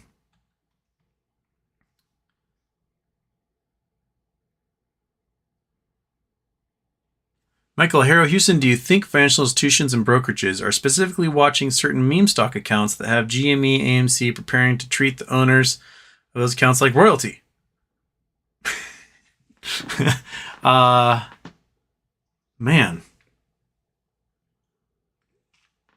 I think at the moment they treat us like headaches because we are the only people calling them and being like, I want to ask about these specific questions. And they're like, oh my God, I don't know what you're talking about.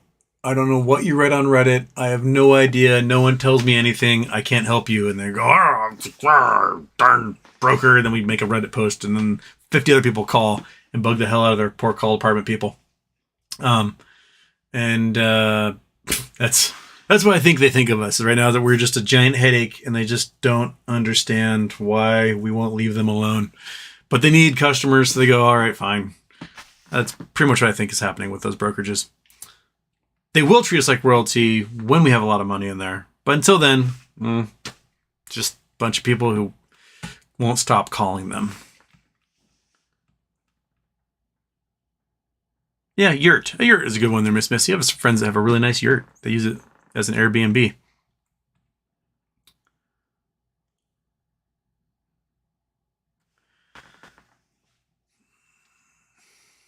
Boma Supreme, the company that owns TikTok is ByteDance, not Tencent, but the Tencent riot thing is just as worrying.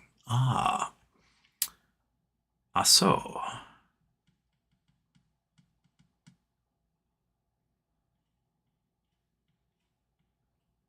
Well, Chivalria, Prontal didn't ask me, but we all have a personal idea of mansion. Mine is a small house with my wife living near a river, minding my own business and not getting anyone's life. Yeah, I think it'd be nice to be able to. I wouldn't mind being able to afford a couple of places. Yeah, I have a home on Bainbridge.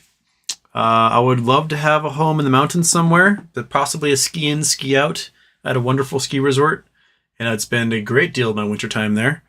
I would also, get a house in Hawaii, so I have a place to stay when I go there and go visit friends and family over there. Yeah. I guess I could see having a couple of places. But being able to afford, I have wealthy neighbors that live on Bainbridge. There's quite a few people that I would think are in the billionaire class that live here. And their ability to be like, oh, I just decided to go on vacation and we just went to France for a week. And spur of the moment, they got the nicest hotel room and they got the driver and, they just went and had a nice time for a week and came home. Having that kind of luxury is really appealing. Being able to I've never seen Sicily. Ticket, go, Sicily, see it, come back, done. Finally being able to go to the Seychelles, finally being able to go to weird islands like Socotra or sailing the seas, not having to show up to work because you can just go and do your thing. That is a luxury I would love to have. I'd be like, okay, I got to plan these days off. I have to get, line up all this time off. And then I've got this much money. So if I'm going to do things, I can only do these 4 things. It has to be over this amount of time. I can only stay at this place and eat this much food. And I want the luxury of just going somewhere, having no agenda whatsoever, and all the time in the world, and just do whatever it is I want to do, and see all the things that people say, you know what, go see that thing. But all right, I'll go. Ain't got nothing holding me back. I'll go see that thing. And that's the luxury I'm looking for. That's my mansion, is being able to just go places and do things and not have to worry about having to get back to work to do a shift or whatever.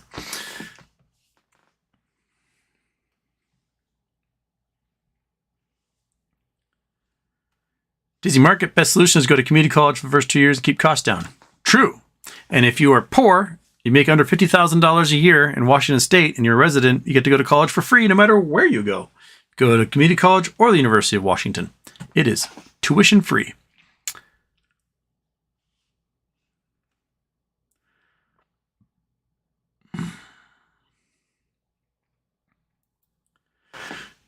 Excuse me. Okay, where was I?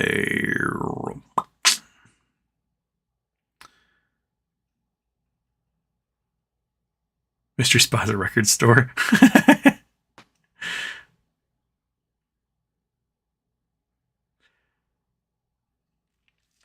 Star Marcus, what's your thought on Sunak becoming UK PM? A Hedgie becomes a PM. No need for a middleman for the elite class, I guess. I don't know how long he's going to last, or what is. He seems much smarter than Liz Truss. Liz Truss did not seem like a very intelligent person. He seems a little bit more in the head there. I don't agree with his politics anyway. But because he's not Liz Truss, the conservatives, the Tories, are going to save a little bit of face.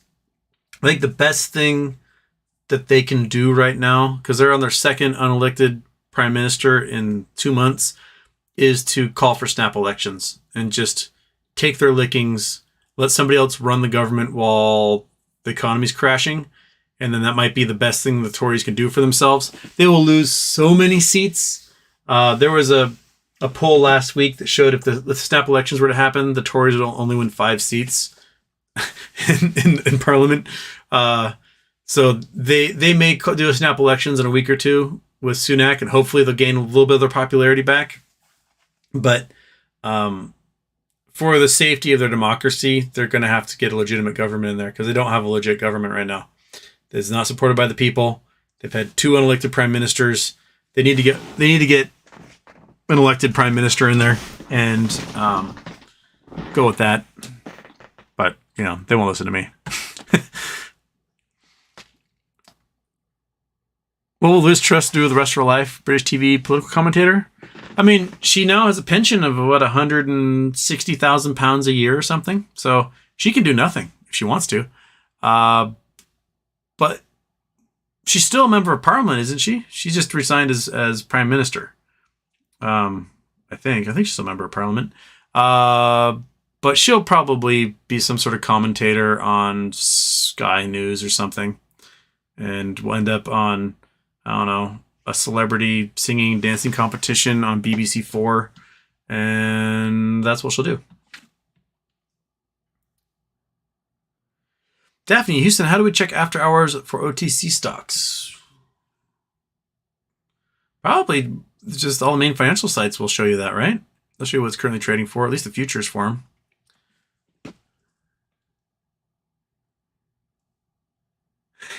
A peasant named Patsy who carries your stuff and follows you around clapping to empty coconut shelves.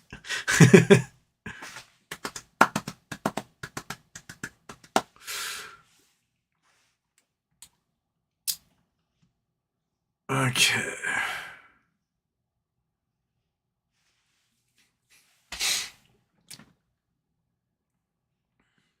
They want Moas to be over so we can all go away.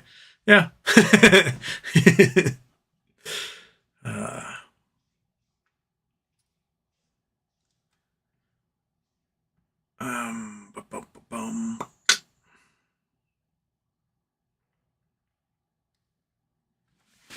Spyrex, something about conspiracy theorists? What do you say? And then Daphne says, I'm no conspiracy theorist. And Spyrex, the fact that he's entertaining everyone here about their Moas fantasies makes him one.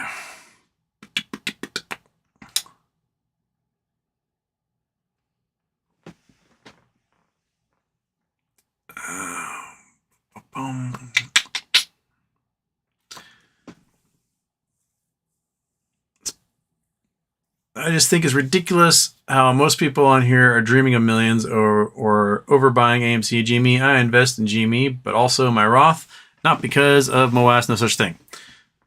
I mean, you can do that. I mean, I invest in a mutual fund that just the money goes into there. I don't think about it.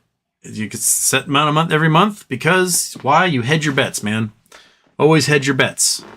I've got my Moas fund of my shares that are being held, but I'm also doing other plays, and any one of those can pop anytime, and awesome. Always hedge your bets. Don't eggs all in one basket. Just play all sorts of stuff. Why? Because sometimes things go absolutely bonkers. What was the play back in end of August, being September, that went from 4 cents to $5 in one day? And one of you guys in here had $1 calls and you made like $6 million. Someone that was in this chat, you're messaging me on my old Twitter account. Like, dude, way to go. You just had your own personal little Moas. The stock went from 4 cents to $6. You made $6 million off of $1 calls. Fantastic. You invested like 10 grand and made $6 million. It happens. And if you work enough plays, it may or may not happen to you, but your odds are better. So, yeah, cool.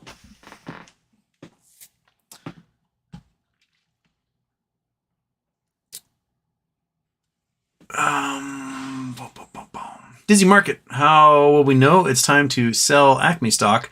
Is there a way to be notified when the S1 is filed? Does that being filed means we have to sell or goes to zero? Okay, so if you own a stock like an Acme, a fictitious stock that does not exist, then that stock is going to be still held by those stock owners, but is going private, meaning you won't be able to trade the shares on the open market. You will still own those shares. They may not have a dollar value associated with them, but it appears the entire purpose of taking a company like that private is to make the sale of that company much easier to an outside buyer. Say if you're trying to liquidate all the assets, and then you're going to give a special dividend to the holders of that now private stock, and then erase the stock from existence. Bing, the stock no longer exists. Now everyone has cash in their account. That's the idea. Now, in the process of trying to take that company private, you have to get permission from the SEC via filing this S1 form saying, hey, we want to take the company private. These are the things we are doing to ensure we can take it private. Please give us the permission. And the SEC goes, oh, not good enough. You need to fix this, and this. Go back, do a rewrite, send it in. So you go rewrite it, fix those things, send it in. The SEC looks at it and goes, okay, your revision is better, but I'm noticing you have these two things here you need to fix. So go back, you revise, you submit it again.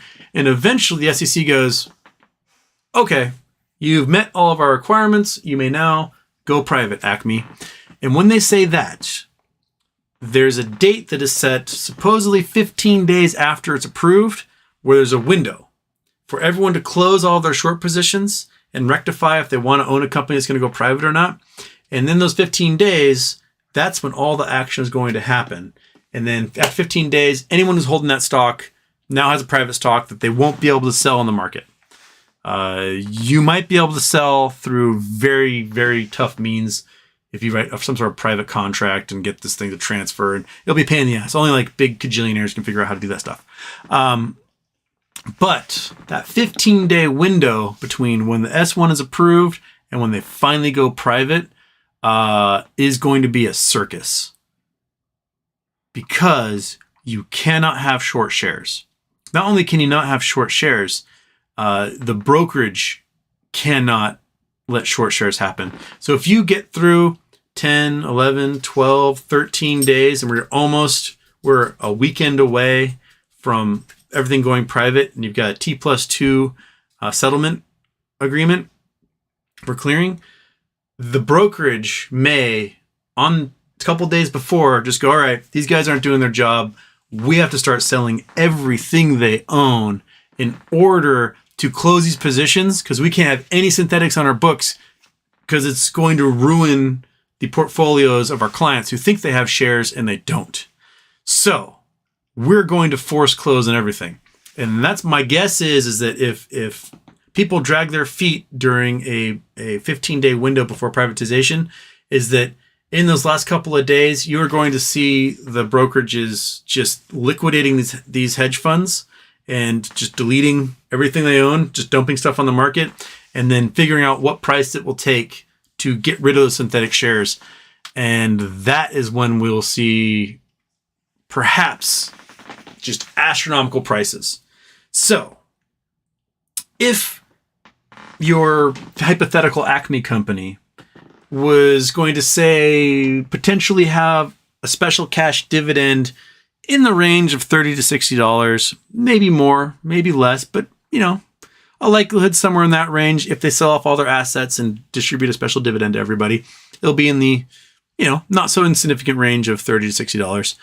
Then there is no incentive whatsoever for anyone who holds those shares to sell during that 15-day window for anything less than like $60, right? Because why? Why would you even bother if that's the amount of money you're going to get anyway?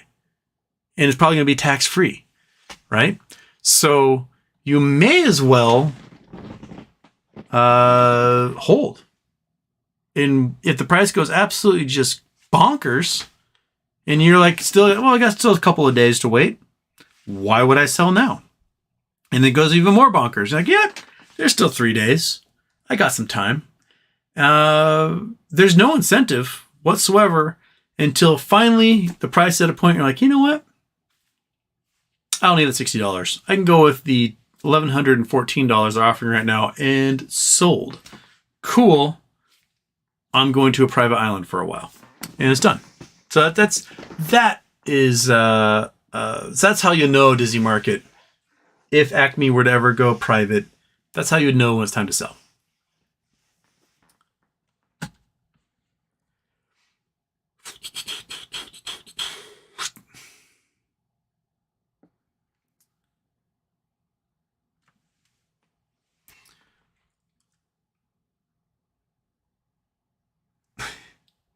SPRX, leave the turtles alone. What are you doing? Are you doing turtle abuse? You guys are so weird. Okay.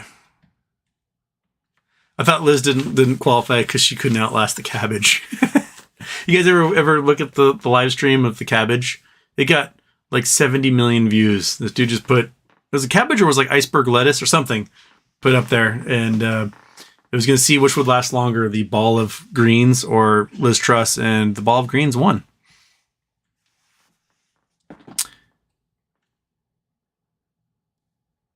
Dr. Spurgeon and Sturgeon Surgeon, the great mistake they made is they showed their hand. Hedgies are either great bluffers or stupid as fuck. Yeah, the hedge funds showed their hand for sure. Why? All you have to do is go on Twitter, right? You go on Twitter and you go to a big account that's bigger than mine. Mine used to be a medium-sized account, and then it got absolutely destroyed, and now it's building back up again. But you go to one of the big accounts that have 100,000 followers, 200,000 followers, more, maybe more, and you look at a tweet they make, and under that tweet you'll have people arguing about the legitimacy of it, and then you'll have your regular bots like, hey, Bill Smith helped me with my Bitcoin dreams. You should talk to him. And you just block those guys.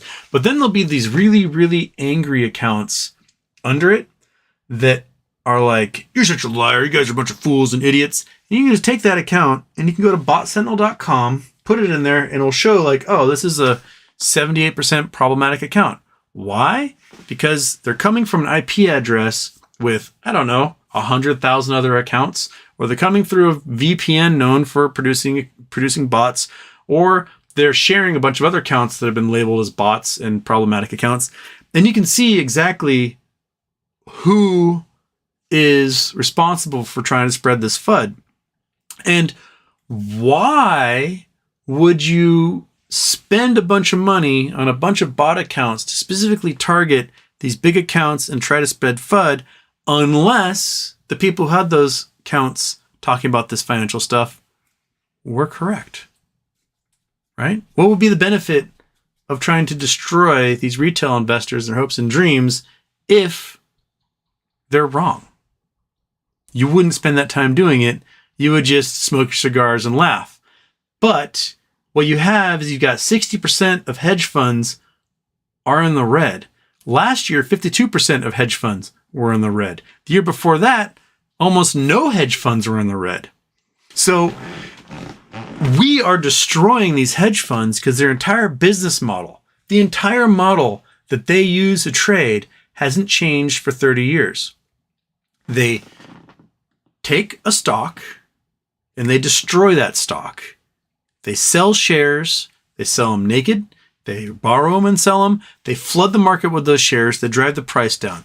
They pay somebody at Motley Fool or StockTwits or whatever, and they write an article saying this stock is garbage. You guys are a bunch of fucking idiots for buying it. You get paid Jim Cramer $100,000. He tells you to get the hell out of that stock, and everyone panics and sells that stock and drives the price down even further. Then you take your little hedge fund buddies and you stick them in as vice president and as head of operations and the strategic logistics, whatever, and you have them destroy the company from the inside, right? And once you get some orders canceled and you get some customers getting pissed off and you fire some guys, you start over leveraging the entire company and paying yourselves huge bonuses, then you file for bankruptcy. That's after you've hired BCG to do some, consulting, and all the consulting results in your company being destroyed even more. And you can then get the company to file for bankruptcy. And once it gets for bankruptcy, it becomes a Q stock, it's stuck on the pink sheets. And then everyone starts just leaving. They start leaving the company like crazy. You lay off 100,000 workers here and there. And before long, the stock goes to zero. And guess what? All those fake shares you sold, the millions or billions of fake shares you sold, that's all profit and it's all tax free. Right? They've been doing this on the fast system since at least the early 90s. They've been doing it for 30 plus years, and it's worked like a charm. They make money hand over fist, destroying all these companies around America, especially. All of a sudden, their method, which is forcing these companies to drop in value by flooding the market with more shares than there is demand, causing the retail owners of these companies to go, oh shit, well, I might as well sell now before I lose everything, make even more shares show up on the market, doesn't work. Why? Because all the retail holders of these companies all of a sudden are like, oh, the price dropped? I'm getting 10 more. And then the hedge fund goes, well, shit, the price only dropped $1, then it bounced right back up again. Well, we should sell more. All right, sell more. They've dumped much more out there. We go, cool, the price dropped $2. I'm buying 100 more. Yoink.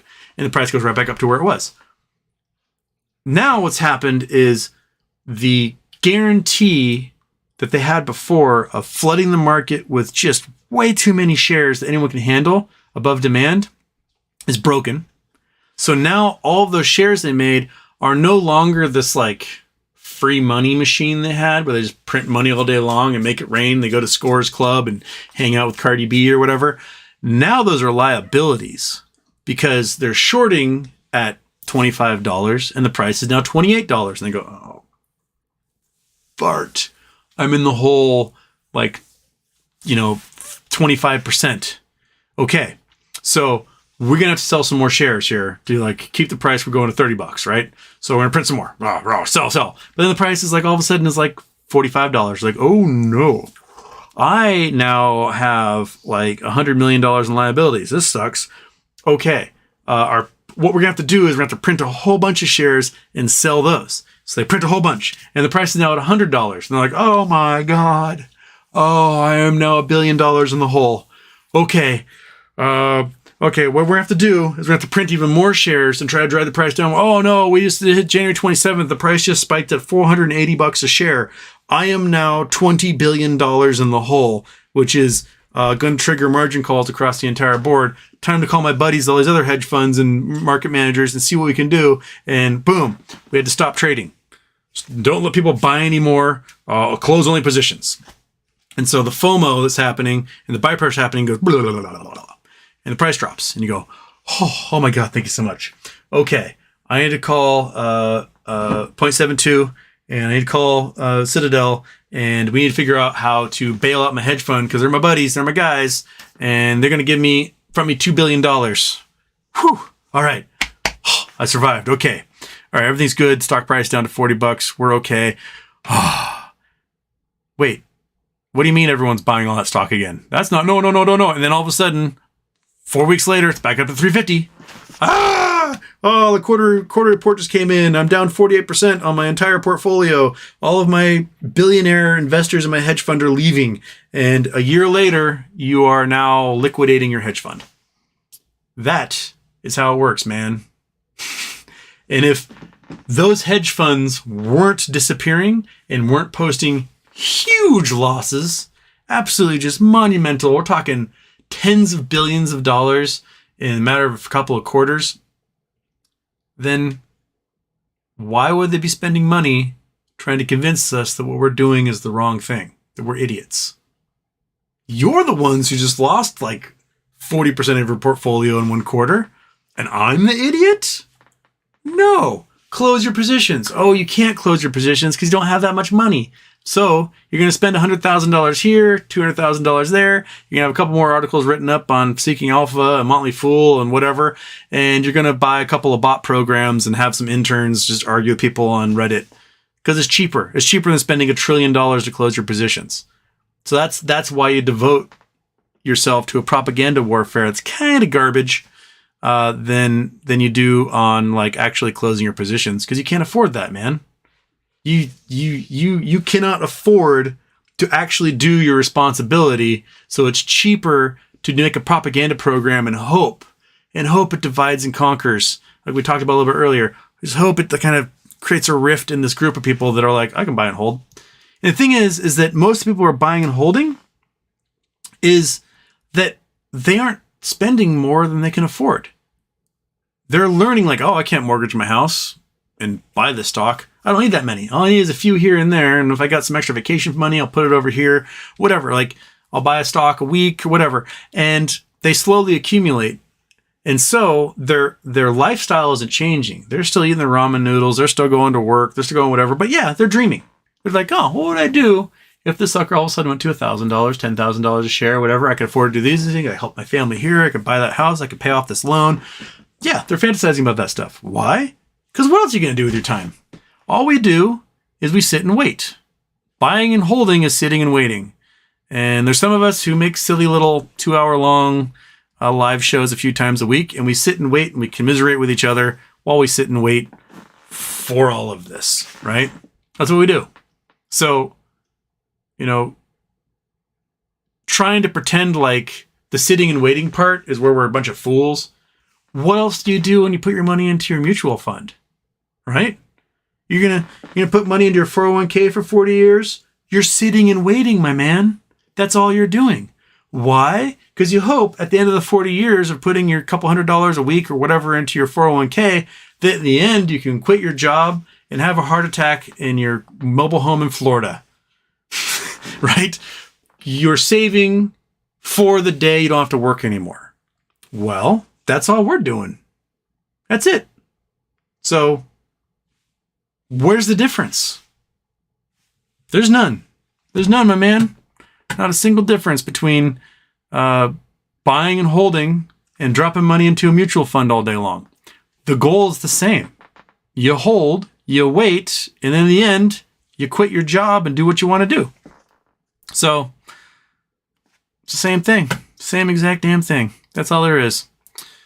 All right. Is that enough for that? That was like a 30-minute rant right there. Okay, I took us way past the 2-hour mark. Houston rants are back. Sometimes you gotta get it out. Okay.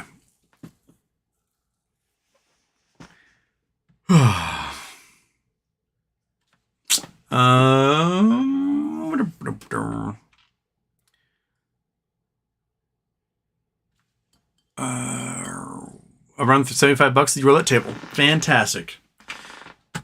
If you didn't bet, you would not win anything. You would still have the $4 in your pocket or whatever. Okay. Drew Saul, can you do TN such a manipulated stock? I mean, I love trade spotting, Rocky, but I just buy and hold. And that's basically what you do. You just wait till it's like, it's low enough. I can buy twice as more as I could before. So that's what I'm going to do. I'm going to buy. So, yeah. I mean, I love Rocky and Jamie. They're great. And sometimes they just nail it, hit it out of the park on some stuff. But yeah, manipulated stocks, I think sometimes are just manipulated too much. They're designed to fool you sometimes. Because they've got these algorithms. They got lots of money they can throw around. And, they're like, okay, we're not, for a day or two, we're going to limit how much we're going to throw in the dark pools. We're going to raise the price a little bit. We're going to make some calls, get some cash that way. And then we're going to drive right back down again by flooding everything in the dark pools once more. So, yeah. Good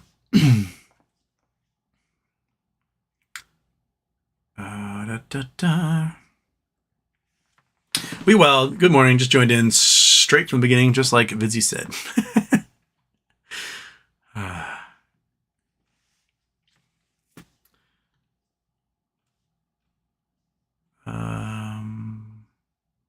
Put eggs one basket by GTII. Yeah, but GTII might go crazy again. I don't know. I haven't been really paying attention.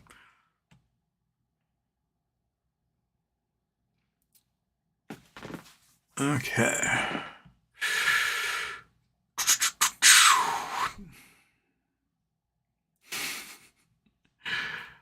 All right.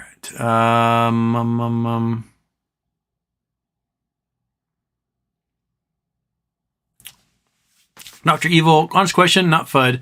What's the point of DRS when it's been proven that when a float is locked, market makers can still make sure for market liquidity? That's been kind of my point, is that, I think the hope is that if you lock up the float in computer share through direct registration, that you can now point to the SEC and regulators and say, hey, there are no shares. All the shares are gone. They're all locked up in this system and they're still trading. But that's happened in the past where people have literally locked up the entire float, taken paper shares, put them into a sock drawer, closed the drawer, and then 60 million shares traded over the next couple of days. So the market makers, they can make as many shares as they want out there, and that's what they do. So, you can spend your time DRSing, but if you haven't noticed that the price of the stock since we started DRSing has been dropping consistently and significantly. So it's almost as if it's not having any effect whatsoever.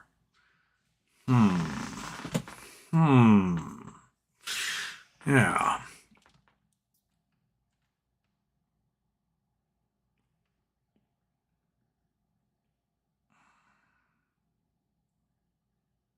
Houston, you turn a night owl like a rest of us. I am a night owl. This is my normal time to shine. I literally got a degree in astronomy because there were no classes offered before noon. That was it. I switched from physics to astronomy because, hey, I like sleeping in. I am a night owl. I'm the person whose job it is to make sure the fire is tended while everyone else is sleeping and the wolves stay away. That was my genetic history. I am not a morning person. I have never been a morning person. I hate mornings. I've probably only seen 10 sunrises my entire life. I don't like it.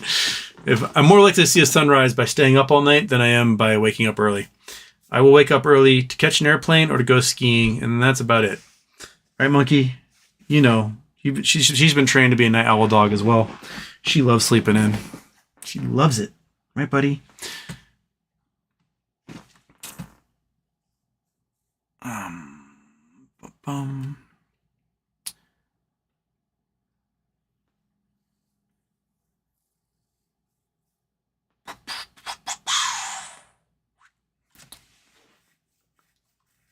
Crypto Chris, but we have actually taken down hedge funds in the last 2 years. Hell, my portfolio was 89% higher 2 years ago than it is now.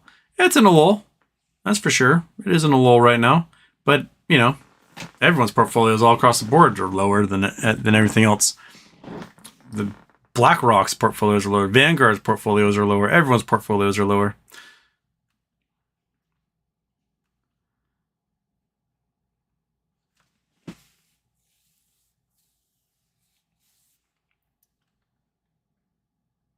Okay.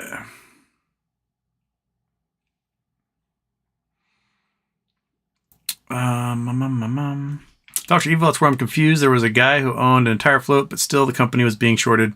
Forgot the name of the guy.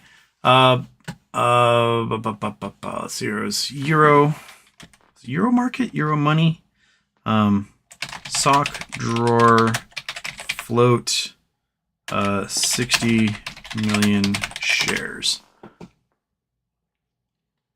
Seeking Alpha Bear Raiders. Yeah. Okay. Let's see here. Come on, open. Give me, where's the Euro money? That's not the link. That's a Reddit thing talking about it. Euro money or Euro market? Where was that thing? I'll find it. I'm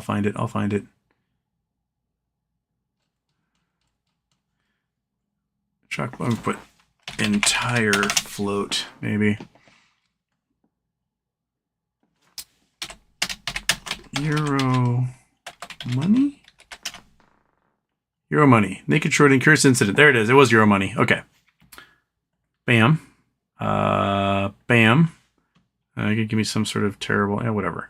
Okay, I'll post this link into the chat. Bam, bam, bam. So this is the guy. He bought the entire float of a company, 1.25 million shares, threw it into a sock drawer. In the following days, 37 million and 22 million shares traded. So he had all the shares in existence, every single one of the shares. There were no more shares, and 60 million shares traded over the next 2 days. And he called the this is an OTC stock. Called the SEC, complained to FINRA, complained to everybody. They didn't care. Like, whatever. Who cares? So you can literally have all the stock in a company, and more will trade because they can make as many as they want. Which is why the honeypot scheme, the honeypot trap. When I get enough cash together, I'm doing a honeypot trap, and I'm going to trap these guys and force them to pay me billions in payment and lose. And make it work against them. Right? Yeah, that's what I'm going to do. Okay.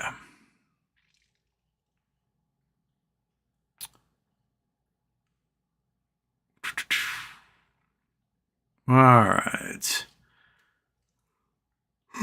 Liquid Hammer, have you read The Fourth Turning? I have not read The Fourth Turning. Yeah, I've not read that. I have no idea what it's about. Mark Sloan, if you know their castle, look at Castle Loma, Toronto, Canada. Is that the one they used as the brewery in what's it called? Strange Brew?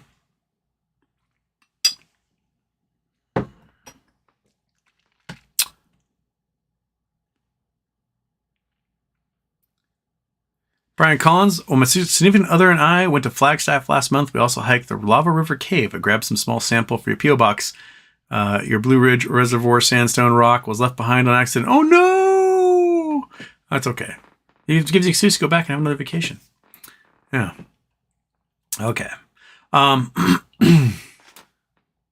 tongue hurts. I'm done for the night. I want to thank everybody. We got up to like almost 300 of you at one time. Fantastic.